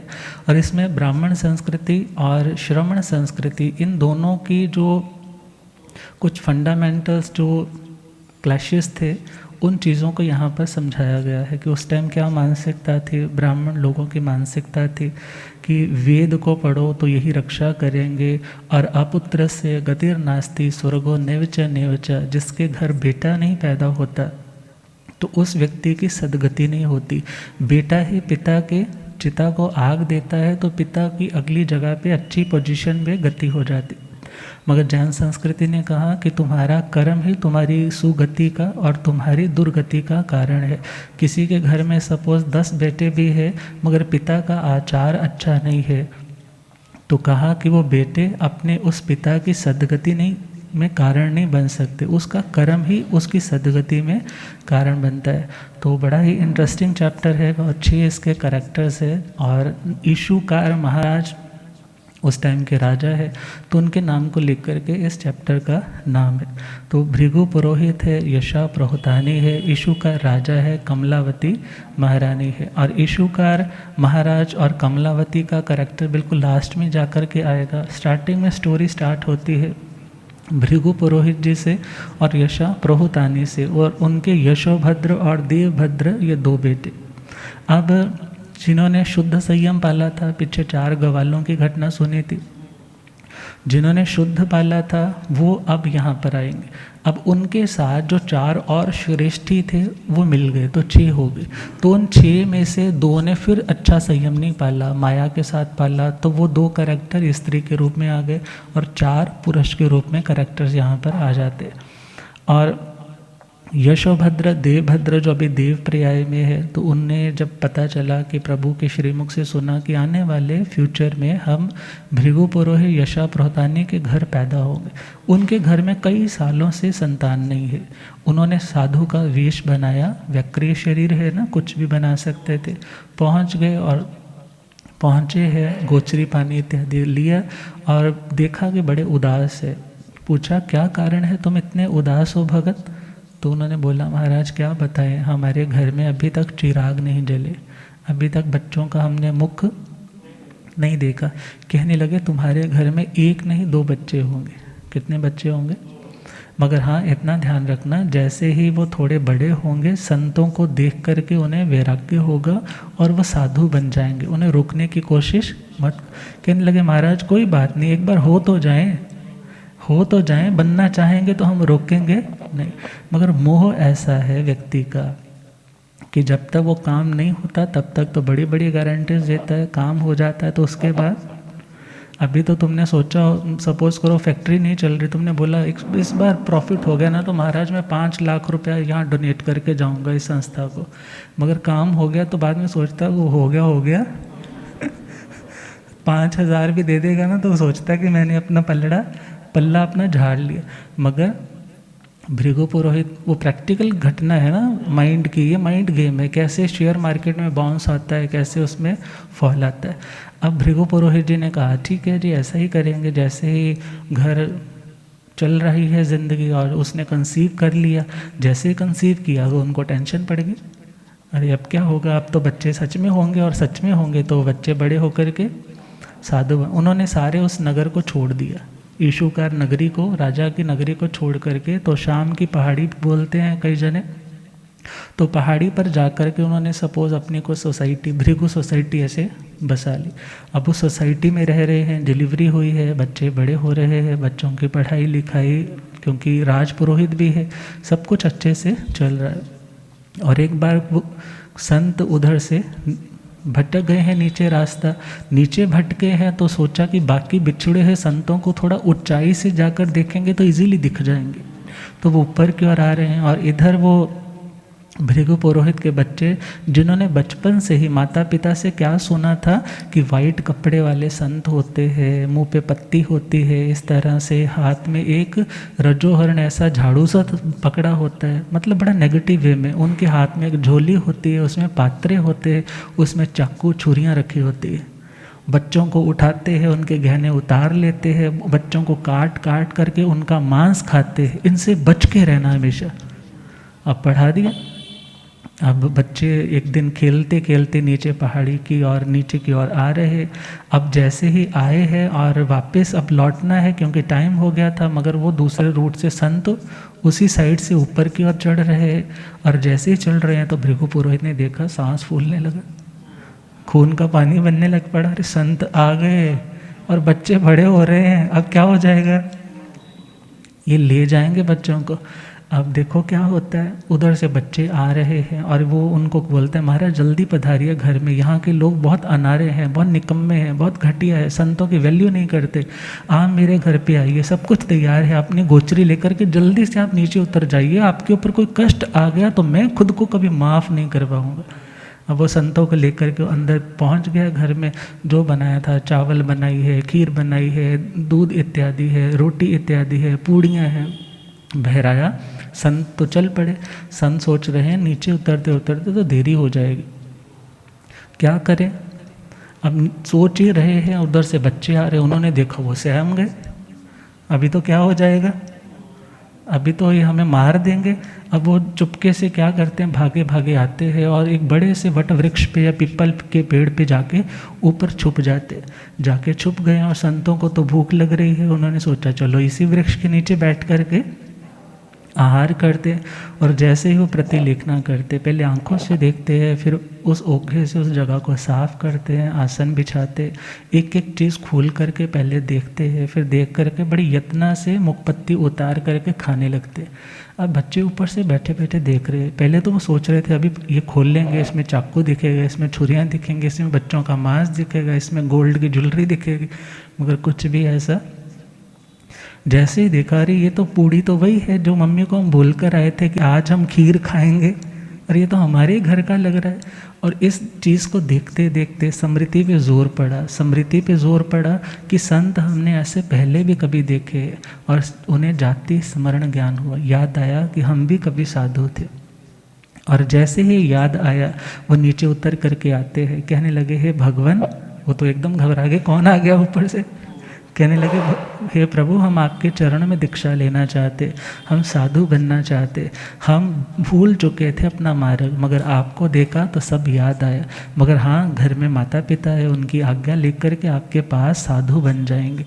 वो घर आते हैं, घर आते सार ही वो माँ को पिता को कहते हैं कि पिताजी मैं साधु बनना चाहता हूँ, दूसरा बोलता है मैं साधु बनना चाहता हूँ। वो कहने लगे हो गया काम। अब जैसे ही सोचा कि बच्चे दोनों हाथों से चले जाएंगे, तो वो पिता बच्चों को समझाता है, बच्चे पिता को समझाते हैं। बच्चे जब कह रहे हैं कि हम साधु बनेंगे तो पिता बोल रहे हैं कि साधु बनने की ज़रूरत नहीं है, तुम वेद पढ़ो, वेद पढ़ लोगे तो तुम्हें सब कुछ पता चल जाएगा। और जिनके बच्चे वेद नहीं पढ़ते फिर उनकी सद्गति नहीं होती, और तुम यदि साधु बन जाओगे तो हमारी भी सद्गति नहीं हो पाएगी, अर्थात यदि तुम हमारे घर में रहोगे तभी हमारी सद्गति हो पाएगी। मगर वो कहते हैं विया अहिया न भवंती तारणं, कि हे पिताजी कि वेद पढ़ने के बावजूद भी यदि हमारा आचरण उत्तम नहीं हो पाया तो हमारा कल्याण कोई नहीं कर पाएगा। फिर पिता उनको बार बार समझाते हैं कि बेटा दुनिया के भोग भोगो फिर साधु बन जाना। तो वो बोलते हैं खंडमित्त सुखा बहुकाल दुखा पगाम दुखा अणिगाम सुखा संसार मुख सविपक्ष भूया। खाणी अणथाणु काम भोगा, कि दुनिया के जितने भी सुख है वो क्षण मात्र सुख देते हैं और बहुत लंबे टाइम तक का दुख देते हैं। और दुनिया के दुखों का जो रस है वो बहुत गाढ़ा है, सुखों का जो रस है वो पोटेंसी है वो बहुत थोड़ी है। और संसार का जो मार्ग है वो मोक्ष से टोटली विपरीत मार्ग है। इसलिए दुनिया का जो ये सुख है वो अनर्थों की खान है, और जिसे मोक्ष की अभिलाषा है उसे इससे ऊपर उठना ही होगा। फिर जैसे ही पिता ने बच्चों की इतनी ज्ञान भरी बातें सुनी, अरे मैंने तो इतना कुछ पढ़ाया नहीं, ये कहाँ से बोल रहे हैं। अब उनको थोड़ा पता है, इनको तो क्या याद आ चुका है, पूर्व जन्म वो सारा ज्ञान भी याद आ चुका है। तो बच्चे कह रहे हैं कि पिताजी आज्ञा दीजिए, हम शादियां नहीं करवाना चाहते, हम बच्चों को पैदा करके ना तो अपने संसार को बढ़ाना चाहते हैं और ना ही अपने इस मोक्ष मार्ग से और डिले करना चाहते। तो पिता कहने लगे, हे बेटा, तुम किस आत्मा की बात करते हो, किस आत्मा के कल्याण के लिए तुम मोक्ष की बातें कर रहे हो? आत्मा नाम की कोई चीज़, और इतना ज्ञानी है, इतना ज़्यादा वेदों का ज्ञाता है, वहाँ भी आत्मा को मानना है, मगर मोह के कारण बच्चों को क्या बोल रहा है? आत्मा नाम की कोई चीज़ नहीं होती। बच्चे कहते हैं, पिताजी नो इंद्रिय गिज्ज अमुत भावा, जितने भी अमूर्त पदार्थ है, वर्णगंध रस से जो रहित है, स्पर्श से रहित है, वो सारे के सारे पदार्थ देखा जाए अरूपी, अर्थात वो अरूपी इंद्रियों के द्वारा ग्रहण में नहीं आते। मेरी इन चमड़ी की आंखों से हमें चमड़ी वाली चीज़ें तो दिखेंगी, मगर जो इनसे परे की चीज़ है वो इन आंखों से दिखाई देने वाली नहीं है। इसलिए आप हमें आज्ञा दीजिए। अब जैसे ही पिता ने देखा कि बच्चे तो हाथों से जा रहे हैं, मैं पीछे घर पे क्या करूँगा? वो बोले, मेरी दशा तो उस पक्षी की तरह हो जाएगी जिसके दोनों पंख कट चुके हो।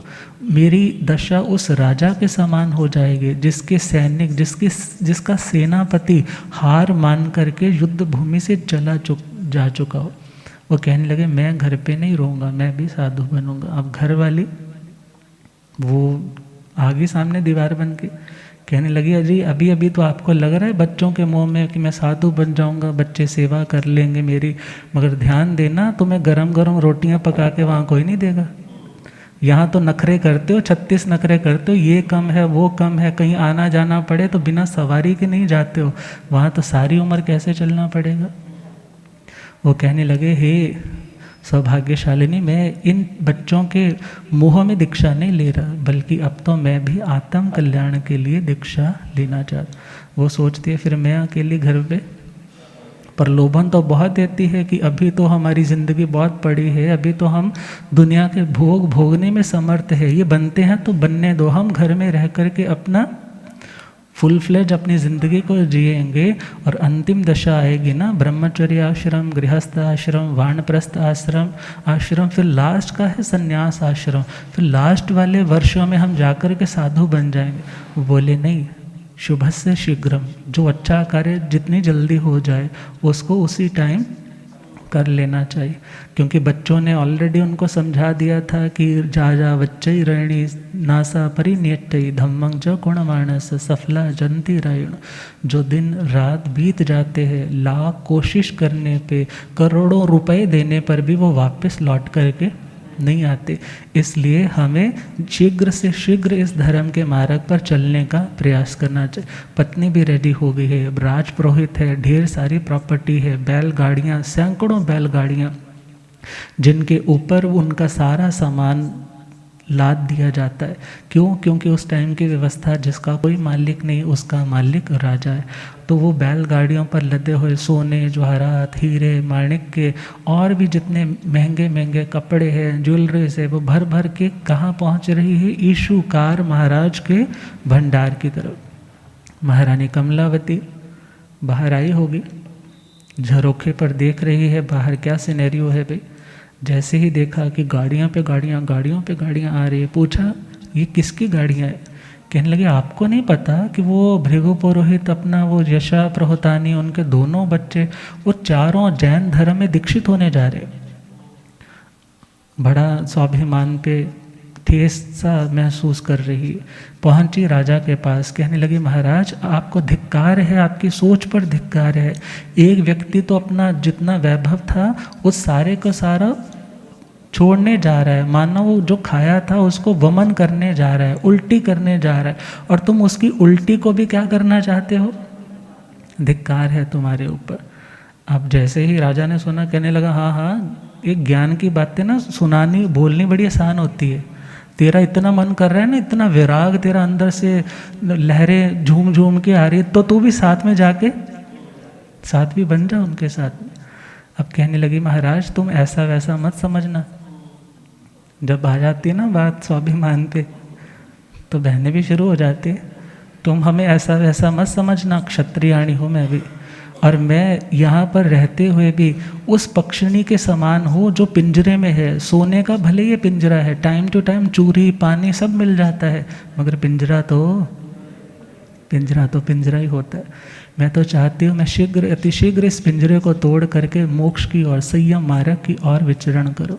वो अपने पतिदेव को समझा रही है कि हे पतिदेव, जब मृत्यु आएगी तो इतना बड़ा तुम्हारा ये साम्राज्य, इतनी प्रॉपर्टी, तुम्हारे साथ कुछ भी साथ जाने वाला नहीं होगा। जब तक किसी गीद के मुंह में, वल्चर होता है ना, उसके मुंह में यदि मांस का टुकड़ा है तो सभी गीद उसके ऊपर झपट्टे मारते हैं, मुझे मिल जाए मुझे मिल जाए। मगर जब वो अपना टुकड़ा छोड़ देता है तो उसके ऊपर कोई झपट्टे नहीं मारता। जब तक व्यक्ति परिग्रही बना रहता है तो सभी लोगों का ध्यान उसकी ओर रहता है, मगर जब छोड़ देता है तो बड़ा रिलैक्स होकर के साधना करता है। तो मैं तो उस हाथी की तरह जो भी बंधन में है, मगर जो अपनी विंध्य अटवी की ओर, अपनी मंजिल की ओर जाने के लिए उत्सुक हूँ, मैं तो वैसी भावना भाती। तो पति ने देखा, अरे इतनी इसकी उत्कृष्ट भावना है, मैंने क्यों इसको ऐसे बांध करके रखा, मगर ये संयमी बनना चाहती है तो मैं भी इसके साथ संयम ग्रहण करूँ। बच्चों को राज तिलक इत्यादि किया और उसके बाद वो 6 की 6 आत्माएं वीतराग शासन में, जैन शासन में दीक्षित होती है, संयम की भरपूर आराधना करती, अंतिम क्षणों में क्रमशः सिद्ध होती है, बुद्ध होती है और मुक्त होती। 15वां अध्याय है सद भिक्षु सभिक्षु, और इसकी टोटल 16 गाथाएं है। सद भिक्षु का मतलब सच्चा भिक्षु कौन है, और सच्चे भिक्षु के लिए भगवान ने कहा है, मूर्णं चरिस्सामि समिच्च धम्मं सहिए उज्जु कड़े नियाण छिन्ने संथवं जहिज्ज अकाम कामे अन्नाय ऐसी परिवय जे स भिक्षु। अर्थात जो यह लक्ष्य लेकर के चलता है कि मैं मौन रहने का अभ्यास करूँगा, धर्म तत्व की समीक्षा करूँगा और ज्ञान दर्शन से अपनी आत्मा को भावित करूँगा, सरलता पूर्ण व्यवहार करूँगा और माया निदान मिथ्यात्व इन 3 तरह के शल्यों को, कांटों को अपनी आत्मा से निकाल फेंकूँगा और किसी के साथ कोई परिचय दुनिया का नहीं बढ़ाऊँगा। अकाम कामे अर्थात दुनिया की कामनाओं की कोई कामना नहीं करूँगा। अज्ञात ऐशी अर्थात जहाँ कोई मुझे नहीं जानता है तो वहाँ से अपने भोजन इत्यादि की ऐषणा करूँगा। जो इस तरह से परिव्रजन करता है, चलता है, वह सद भिक्षु। और भगवान कहते हैं गोचरी पर जाए तो ये नहीं है कि बढ़िया मिल गई तो उनको वरदान दे, तेरा भला हो जाए, तेरा ये हो जाए। साधु को ऐसा कार्य नहीं कर। और यदि सपोज़ किसी ने इंसल्टिंग वे में कुछ ऐसा बोल दिया या नहीं कुछ प्रिपेयर रखा हुआ तो वहाँ पर उन्हें बद्दुआ, कोई अभिशाप नहीं दे। जो ऐसा करता है वो सच्चा भिक्षु है। और जो देव मनुष्य त्रयंचों के भैरव शब्दों को सुन कर के घबराता नहीं है। भैरव मतलब जिससे डर पैदा हो। और भगवान कहते हैं जो किसी प्रॉपर्टी वाला बंदा है, बहुत पैसा है, बड़ा नाम है, अमीर की प्रशंसा नहीं करता है, और यदि कोई दूसरा सामान्य है तो उसका तिरस्कार नहीं करता है। और जो अपने अभिमान को कभी बढ़ाता नहीं है और स्वाभिमान को कभी छोड़ता नहीं है, ऐसा सच्चा भिक्षु है। और भगवान फरमा रहे हैं जो विद्याहीन जीवई स भिक्षु। विद्या का होना अलग बात है, भले वो ज्योतिष विद्या हो, मंत्र विद्या हो, कि साधना की विशेष साधना हो। साधना से संपन्न होना तो गणि संपदाओं में भी आता है, मगर भगवान कहते हैं जो अपनी इन साधनाओं के माध्यम से अपनी आजीविका नहीं चलाता। आजीविका मीन्स रोजी रोटी। ये नहीं है सीख लिया, अच्छा इतने पैसे रख दे, इतने पैसे रख दे। जो इस तरह के कार्यों में नहीं पड़ता, भगवान कहते हैं वह सच्चा भिक्षु है। और प्रभु फरमाते हैं असिप जीवी अगिहे अमित्ते जी इंदिये सब वो विप मुक्के अणु कसाय लहुअप भक्की चेच्चा गेहंग एग चरे स भिक्षु।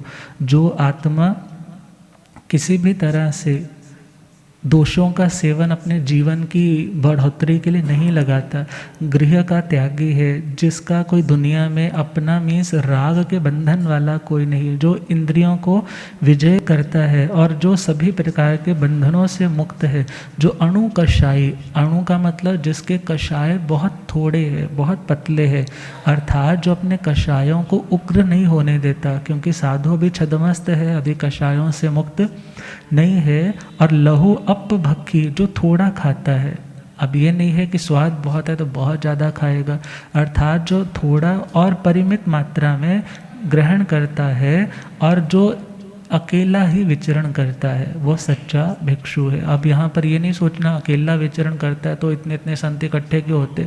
अकेले का मतलब है इतने इकट्ठे होने के बावजूद भी जो एकत्व भाव में विचरण करता है वह सच्चा भिक्षु है। और भगवान कहते हैं जो किसी भी तरह के पूजा की, यश की, वंदना की कामना नहीं करता, अपनी साधना के मार्ग पर बढ़ता चला जाता है, वो सच्चा भिक्षु है। अब 16वां अध्याय है, इसकी टोटल 17th गाथाएं हैं और इसका नाम है ब्रह्मचर्य समाधि स्थान।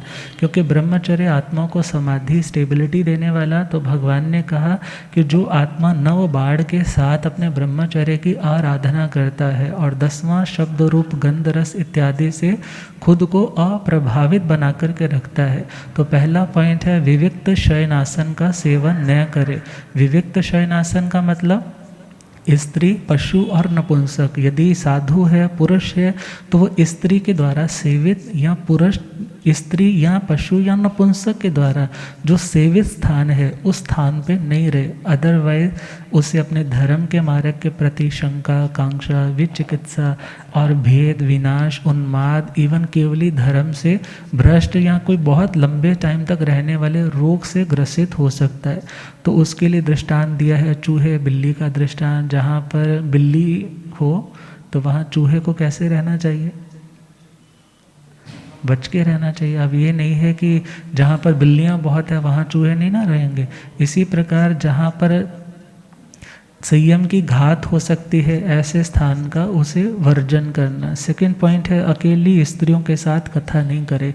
अर्थात साधु है तो अकेली स्त्री के साथ, साध्वी है तो अकेले पुरुष के साथ कोई भी कथा नहीं करे। उसका दृष्टांत नींबू का, जैसे नींबू को याद करने से मुंह में पानी आता है, ऐसे एकांत में कहीं संयम के भ्रष्ट होने का कारण बनता है। तीसरा पॉइंट है एक आसन पर स्त्री के साथ ना बैठे। एक का मतलब है जो मूवेबल आसन है, जो मूवेबल, अदरवाइज तो ये ज़मीन भी है तो वो भी तो एक ही है, मगर जो मूवेबल आसन है उसके ऊपर एक ही आसन पर स्त्री के साथ न बैठे। तो भगवान ने कहा इवन मुहूर्त भर तक, मान्यता है कि मुहूर्त भर तक भी यदि स्त्री उस आसन से उठ कर के बैठ के जाती है तो वहाँ पर नहीं बैठे। जैसे पुराने टाइम में अंगीठियाँ, आज के टाइम में हीटर्स होते हैं, हीटर्स चलाए हैं, बाद में भले तुमने वहाँ से उठा भी दिए हैं मगर उसकी गर्माहट, उष्णता वहाँ पे रहती। इसी प्रकार उस व्यक्ति की लेश्याएँ, उस व्यक्ति की द्रव्य लेश्याएँ, उस व्यक्ति के परमाणु पुद्गल वो उस जगह को प्रभावित करके गए हैं। तुम बैठोगे तो उसका प्रभाव तुम्हारे ऊपर आ सकता है। चौथा पॉइंट है मनोरम अंगों को टकटकी लगा करके न देखे। जैसे एक छोटा बच्चा यदि सूरज की ओर नंगी आंखों से देखेगा तो उसकी आंखें जाने का खतरा रहता है। स्त्रियों के भोग काल के शब्दों को कुड्यांतर मतलब दरवाजे, खिड़की इत्यादि की ओट से न सुने। जैसे मेघ गर्जना से मोर नाचते हैं, ऐसे ही विकृत ध्वनि से मन को चंचल होने का कारण बन सकता है। भुक्त भोगों को याद न करे, वो समाधिवंत रहता है। अर्थात जो ज़िंदगी में कोई ऐसी घटनाएं बीत चुकी हैं रिकॉल करेंगे तो मन परेशान होगा और व्यक्ति डिस्ट्रैक्ट होकर के डिस्ट्रक्शन की ओर बढ़ सकता है। और इसमें दृष्टांत है जैसे छाछ में सांप, किसी महिला ने सांप बीच में ही मधानी के साथ उसको कर दिया था। वो मुसाफिर पी कर के चले गए, उसको कुछ नहीं हुआ, मगर जब वापस लौटा तो उसने बोला तेरे को कुछ नहीं हुआ? बोले नहीं मेरे को कुछ नहीं हुआ। बोले अच्छा हुआ तो बच गया। उसमें तो सांप क्या हो गया था, उसमें सांप ऐसे ही बीच में रगड़ा गया था। और जैसे ही सुना उस चीज़ को याद कर करके क्या हो गया, वो मृत्यु को प्राप्त हो। सातवां पॉइंट है परिणीत। परिणीत मतलब जो बहुत ज़्यादा ग्रिष्ट है, घी इत्यादि टपक रहा है, ऐसा जो बहुत सॉलिड, बहुत हैवी न्यूट्रिएंट्स डाइट है, ऐसी चीज़ों का भी बार बार ज़्यादा आहार ना करे, क्योंकि ज़्यादा शरीर सॉलिड होगा तो विकृत चंचल हो पाएगा। तो प्रभु कहते हैं जैसे सन्निपाती रोगी जिसके तीनों वात, पित्त, कफ तीनों ही उग्र हो रहे, ऐसे व्यक्ति को यदि खीर खांड का भोजन दोगे तो उसके लिए विष का काम करेगा, मृत्यु का कारण बनेगा। अति मात्रा में भी आहार ना करे। यदि शेर, बोलते ना शेर की हांडी में 1.25 शेर डालोगे तो क्या होगा, बारी आए। इसी प्रकार जो अति मात्रा में स्वाद में बहुत ज़्यादा खा लेता है, डाइजेस्ट नहीं कर पाता, रोगों का कारण बनता है, चंचलता का कारण बनता है, तो उनोदरी करता रहे, अर्थात अपने भोजन की मर्यादा को घटाता चला जाए। अगला पॉइंट है विभूषा श्रृंगार नहीं करे। विभूषा श्रृंगार अलग चीज़ है, शुद्धि अलग चीज़ है, इसको डिस्क्रिमिनेट करके रखना है। शुद्धि का निषेध नहीं है, मगर उसके साथ साथ विभूषा का, श्रृंगार का, सजने का, संवरने का उसका निषेध है। जैसे ब्रीफ केस जो बहुत सुंदर है उसके ऊपर तो सबकी नज़र रहती है, मगर वही किसी व्यक्ति ने फटे पुराने किसी थैले में सपोज कोई ज्वेलरी का बॉक्स भी रखा है तो किसी का ध्यान नहीं जाता। और इसी प्रकार 10वां है शब्द रूप रस स्पर्श के प्रति भगवान कहते हैं आकृष्ट ना हो। और लास्ट में कहा देव दानव गंधवा जख रखस किन्नरा बम्ब यारिंग नमः संति दुख रंग करेंति तंग। जितने भी देवी देवता है अर्थात चारों ही जाति के देवी देवता है, और वो सारे के सारे उस ब्रह्मचर्य की निर्दोष पूर्ण साधना करने वाली आत्मा को वंदना करती है जो इस दुष्कर करणी को करने वाला होता है। अब 17 चैप्टर है पाप श्रमणीय। पाप श्रमणीय मतलब जैसे एक लायक बच्चा एक नालायक बच्चा, एक अच्छा साधु एक बुरा साधु। तो बुरा साधु कौन है? भगवान कहते हैं जिसने बड़े भावों के साथ दीक्षा ली, मगर दीक्षा लेने के बाद गुरुजनों के पास रह भी रहा है, मगर अब खाने को, पीने को, पहनने को सब कुछ टाइम टू टाइम मिल जाता है। गुरु कहते हैं स्वाध्याय करो, पढ़ा करो, शास्त्र स्वाध्याय बहुत ज़रूरी है, मगर वो बोलते हैं आपके पास है ही ना ज्ञान ध्यान इतना, हमें जितना चाहिए अब सुनाने लायक बहुत है, अब हमें ज़्यादा ज्ञान ध्यान सीखने की ज़रूरत नहीं है। तो भगवान कहते हैं जे के उपव्यये निद्दाशीले पगामसो भोजा पिच्चा सुहं सुवई पाव समणे तिबुच्चे। जो कोई सुपोज प्रव्रजित हुआ, साधु बना है, मगर अब खाया पिया और निद्राशील होकर के लंबे लंबे टाइम तक बस सोया ही रहे, भोजा पिच्चा सुहं सुवई अर्थात खाया पिया और मस्त होकर के सो गए। भगवान कहते हैं जिसको अपने स्वाध्याय का ख्याल नहीं, जिसको साधना का ख्याल नहीं, वो व्यक्ति पाप श्रमण है। और फिर आगे बोला है कि जो अपने आचार्यों की आशातना करता है, जिन्होंने तुम्हें आज बोलना सिखाया, जिन्होंने तुम्हें लायक बनाया, उन्हीं के ऊपर यदि कोई शिष्य क्रोध करता है और द्विंद्रिय इत्यादि या प्राण बीज भूत इत्यादि के ऊपर आसन बिछाता है, गंदे पैरों के साथ आकर आसन पे पैर रख लेता है, इत्यादि जो अशुभकारी चीज़ें हैं, पाबंधकारी चीज़ें हैं, प्रमादकारी चीज़ें हैं, इनको नहीं टालता, भगवान कहते हैं वो पाप श्रमण है। दव दवस्य चरे पमत्य य अभिक्षण उल्लंघने य चंडे य पाव समणे तिवुच्चय। जो दवा दव मीन्स दवा दव, कितना सुंदर शब्द बोला ना प्रभु ने, दव दवस्य। पंजाबी में क्या वर्ड आता है? दवा दव, मतलब बस भाग रहा है, ना नीचे की ओर ध्यान है, ना इरिया समिति का कोई विवेक है। तो भगवान कहते हैं जो प्रमादी है, जो अभिक्षण अर्थात बार बार उल्लंघन अर्थात किसी को लांघना इत्यादि है। यहाँ पर लांघने का मतलब पुराने टाइम में जब नदी इत्यादि को लांघा जाता था तो वहाँ पर बड़ी यत्न से पहले देखा जाता था कितनी गहराई है, फिर पैर रखा जाता था। यदि कश्ती में जाना है तो 6 महीने में इतनी बार गए हैं तो इसका ये प्रायश्चित है, मगर जो यत्न नहीं, सीधा ही ऐसे कूद पड़ा है। तो प्रभु कहते हैं जिसमें यत्न नहीं वो व्यक्ति भी कैसा है? पाप श्रमण। जो धूल भरे पैरों के साथ ही बिना पहुँचे बिस्तर पर पहुँच जाता है, प्रभु कहते हैं वो पाप श्रमण। आज के टाइम में बोलो तो माँ कहती है जो बच्चा रात को ब्रश करके नहीं सोता वो गंदा बच्चा है। हाँ, तो प्रभु ने क्या बोला? जो यदि पैर गंदे हैं, सचित रज लगी हुई है, तुम उसके साथ अपनी साधना करने के लिए बैठे हो तो तुम अच्छे श्रमण नहीं हो, प्रमाद कर रहे हो। और जो सूर्योदय से लेकर के सूर्यास्त तक लगा हुआ है, बस सूर्य चढ़े तो सही सर्गी खानी शुरू कर देगा।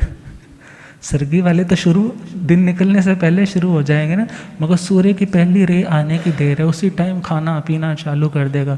जितनी बार मन में आता है उतनी बार, 10 बार, 5 बार, 8 बार खा रहा है, जब तक वो एंड पॉइंट, अच्छा जी सूर्यास्त का टाइम 6:49 है, अच्छा भी 1 मिनट पड़ा है, अभी और खा लो। तो प्रभु क्या बोलते हैं? ऐसा व्यक्ति पाप श्रमण। कभी ऐसा कोई कारण बन जाता है कि सपोज़ विहार में लेट हो गए, 10 मिनट बच गए हैं, अगले दिन तपस्या भी करनी है और गोचरी का योग भी सामने ही है, तो वो लेकर के आए और सपोज़ ऐसे टाइम में कभी कंडीशन में करे तो उसको हम पाप श्रमण नहीं बोलेंगे, मगर जिसकी प्रवृत्ति फितरत ऐसी बन गई। और प्रभु कह रहे हैं जो बहु माई प महुरे थद्दे लुद्दे अणिगय असम विभागी अचियत्ते पाव समणी तिबुच्चई, जो बहुत माया छल कपट करता है और जो बहुत ज़्यादा मुखर है, वाचाल बहुत टॉकेटिव है, घमंडी है, अच्छे अच्छे आहार पानी में लुब्ध है, इंद्रियों पे नियंत्रण नहीं, जो अपने पास आ जाए तो उसको बांटता नहीं और जो किसी के लिए प्रीतिकारी नहीं है, उसे पाप श्रमण का।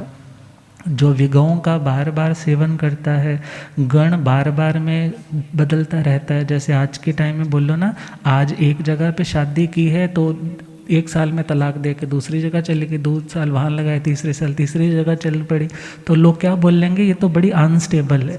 ऐसे ही जो शिष्य एक जगह एक गुरु का हो करके फिर एक दूसरे गच्छ में चला गया, फिर तीसरे गच्छ में चला गया, प्रभु कहते हैं ऐसा व्यक्ति भी कैसा है, पाप श्रमण है। और जो गृहस्थों की शैया के ऊपर उनके बिछोने जो बिछे हुए हैं उन्हीं के ऊपर बैठता है, उठता है, प्रभु कहते हैं वो भी पाप श्रमण है। और जो 5 टाइप के कुशील ज्ञान दर्शन चारित्र लिंग और यथा सूक्ष्म इनका सेवन करता है, प्रभु कहते हैं वो भी पाप श्रमण है। और जो पाप श्रमण है वो विष के समान है, जो अच्छा श्रमण है वो अमृत के समान है। लोग अमृत को चाहते हैं, विष को कोई नहीं चाहता। अब हमारा लास्ट आज का चैप्टर 18वां संजय राजा का, संजय राज ऋषि का, और इसकी 53 गाथाएँ है। और काम्पिल्य नरेश संजय राजा एक बार वन भ्रमण में शिकार के लिए गया और एक मृग, एक हिरण उसने जैसे ही देखा तो उस पर तीर अपना बाण छोड़ दिया, मगर वो तड़पता तड़पता एक महामुनिराज जो अपनी ध्यान अवस्था में जंगलों में बैठे हैं, गर्दबाली महामुनिराज, उनके श्री चरणों में जाकर के वो गिर जाता है। अब राजा अपने घोड़े से उतर करके उसको खोजने जाता है और उसने देखा रे संतों के पास गिरा है, इट मीन्स ये हिरण किसका है, संतों का। पता नहीं ये संत मेरे पे क्रोधित होकर के पता नहीं मेरा क्या अनर्थ करेंगे, इनसे क्षमा याचना करनी चाहिए। संतों ने अपना ध्यान जैसे ही कंप्लीट किया, पारा देखा, राजा सामने खड़ा है और राजा ने कहा कि हे भगवान, मैं आपसे क्षमा मांगता हो, मेरे द्वारा क्या हो गया, आपका ये हिरण मुझ जैसे मंद भागी के द्वारा ये अनर्थ हो गया, अर्थात जो रसों में गृद्ध था, मूर्छित था, ऐसे मेरे द्वारा ये हिरण मारा गया। तो संतों ने क्या कहा, अभो पथिवा तुभ्भं अभयदाता बहाहिय, कि हे राजन तुम्हें मेरी ओर से अभय है। ये हाथ ऐसे करने का मतलब आशीर्वाद देना नहीं है।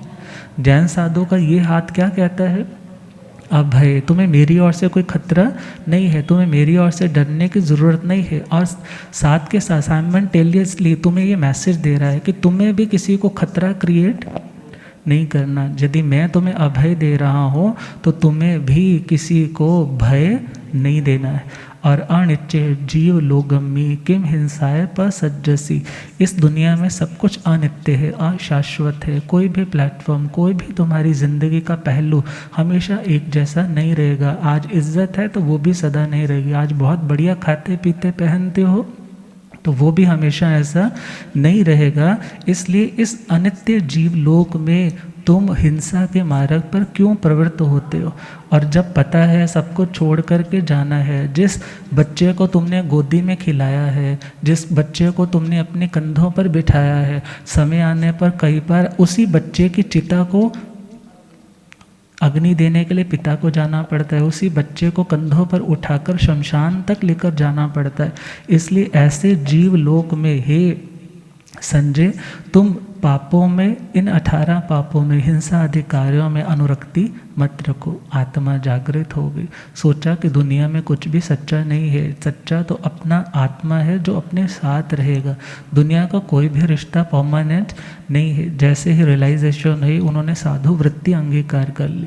अब संजय राज ऋषि बन गए। राजा थे मगर राज ऋषि हो गए, साधना के मार्ग पर बढ़ रहे हैं। चलते चलते एक उन्हें क्षत्रिय मुनिराज मिले। नाम का उल्लेख नहीं है, मगर क्षत्रिय मतलब जो क्षतात किल त्रायते थी क्षत्रिय, मीन्स जो किसी की क्षति से उसकी रक्षा करते हैं वो क्षत्रिय है। तो देखा जाए जो 6 काय के जीवों की रक्षा करे सबसे उत्तम क्षत्रिय तो वही है। तो उन्हें चलते चलते क्षत्रिय महामुनिराज मिले और उन्होंने परिचय लिया, बताया कि मैं ऐसे ऐसे राजा था, ऐसे ऐसे वैराग्य हुआ, ऐसे ऐसे संत बन गया। वो कहने लगे तुम ये मत सोचना कभी आने वाले भविष्य में कि मैं ही बहुत बड़ा त्यागी हूँ, या कभी ये मत सोचना कि मैं किस मार्ग में आ गया, क्योंकि इस मार्ग पर बहुत बड़े बड़े महर्षि आए हैं। यदि हम चले तो कुंथुनाथ जी, अरहनाथ जी, भगवान शांतिनाथ जी, वो लोग क्या थे? चक्रवर्ती थे ना। कितनी रिद्धि थी। और ये गाथा इसी अध्ययन की 18वें अध्याय की है। चैता भारहंग वासंग चक्रवर्ती महिड्यो संति संति करे लोय पत्तो गई मणुत। कितनी बार पाठों में आप लोग सुनते हो, कितनी बार कोविड के टाइम में इस गाथा का आप लोगों ने जाप भी किया होगा। तो भगवान शांतिनाथ जी का वर्णन किया कि जिन्होंने इस भरत क्षेत्र पे, भारतवर्ष के जो 6 खंडों के अधिपति थे, मगर समय आने पर जब देखा ये कुछ भी साथ चलने वाला है नहीं, तो उन्होंने वैराग्य के मार्ग पर कदम रखे। और फिर इसी के साथ साथ पहले इनसे पहले उन्होंने भरत चक्रवर्ती, सगर चक्रवर्ती, मगध, सनत कुमार, भगवान शांतिनाथ, कुंथुनाथ जी, अरकनाथ जी और महापद्म इत्यादि का भी वर्णन किया, हरिशेण चक्र का भी वर्णन किया। और इसी के साथ साथ फिर दशारण भद्र राजाओं का वर्णन किया, फिर करकंडू, दुखमुख, नमी राजा और नगगति, जो ये प्रत्येक बुद्ध है, उनका भी वर्णन इस अध्ययन में मेंशन्ड है। फिर उदयन महाराजा, विजय राजा, महाबल राज ऋषि, काशी नरेश, फिर श्वेत राजा, और इन के बारे में जब चर्चा की, चर्चा का प्रयोजन क्या था कि तुम्हें कभी ये ना फील हो कि मैं सामान्य ट्रैक पर हूँ, मैं उस ट्रैक पे हूँ जिस ट्रैक पे बड़े बड़े समृद्धिशाली लोगों ने अपनी समृद्धि को ठोकर लगा करके कदम रखे थे। तुम बहुत महायशस्वी राजमार्ग पर चल रहे हो और भविष्य में कोई क्रियावादी, कोई अक्रियावादी, कोई आत्मा को मानने वाला, कोई आत्मा को नहीं मानने वाला, ऐसे लोग मिलेंगे। मगर जो तुम्हें जिनेंद्र भगवंतों की वाणी का सानिध्य मिला है, जो तुम्हें सही मेंटालिटी, सही दर्शन, सही सोच मिली है, कभी उसे भुलाना नहीं, हमेशा इसी के अनुरूप बढ़ते चले जाना, आत्मा का कल्याण होगा।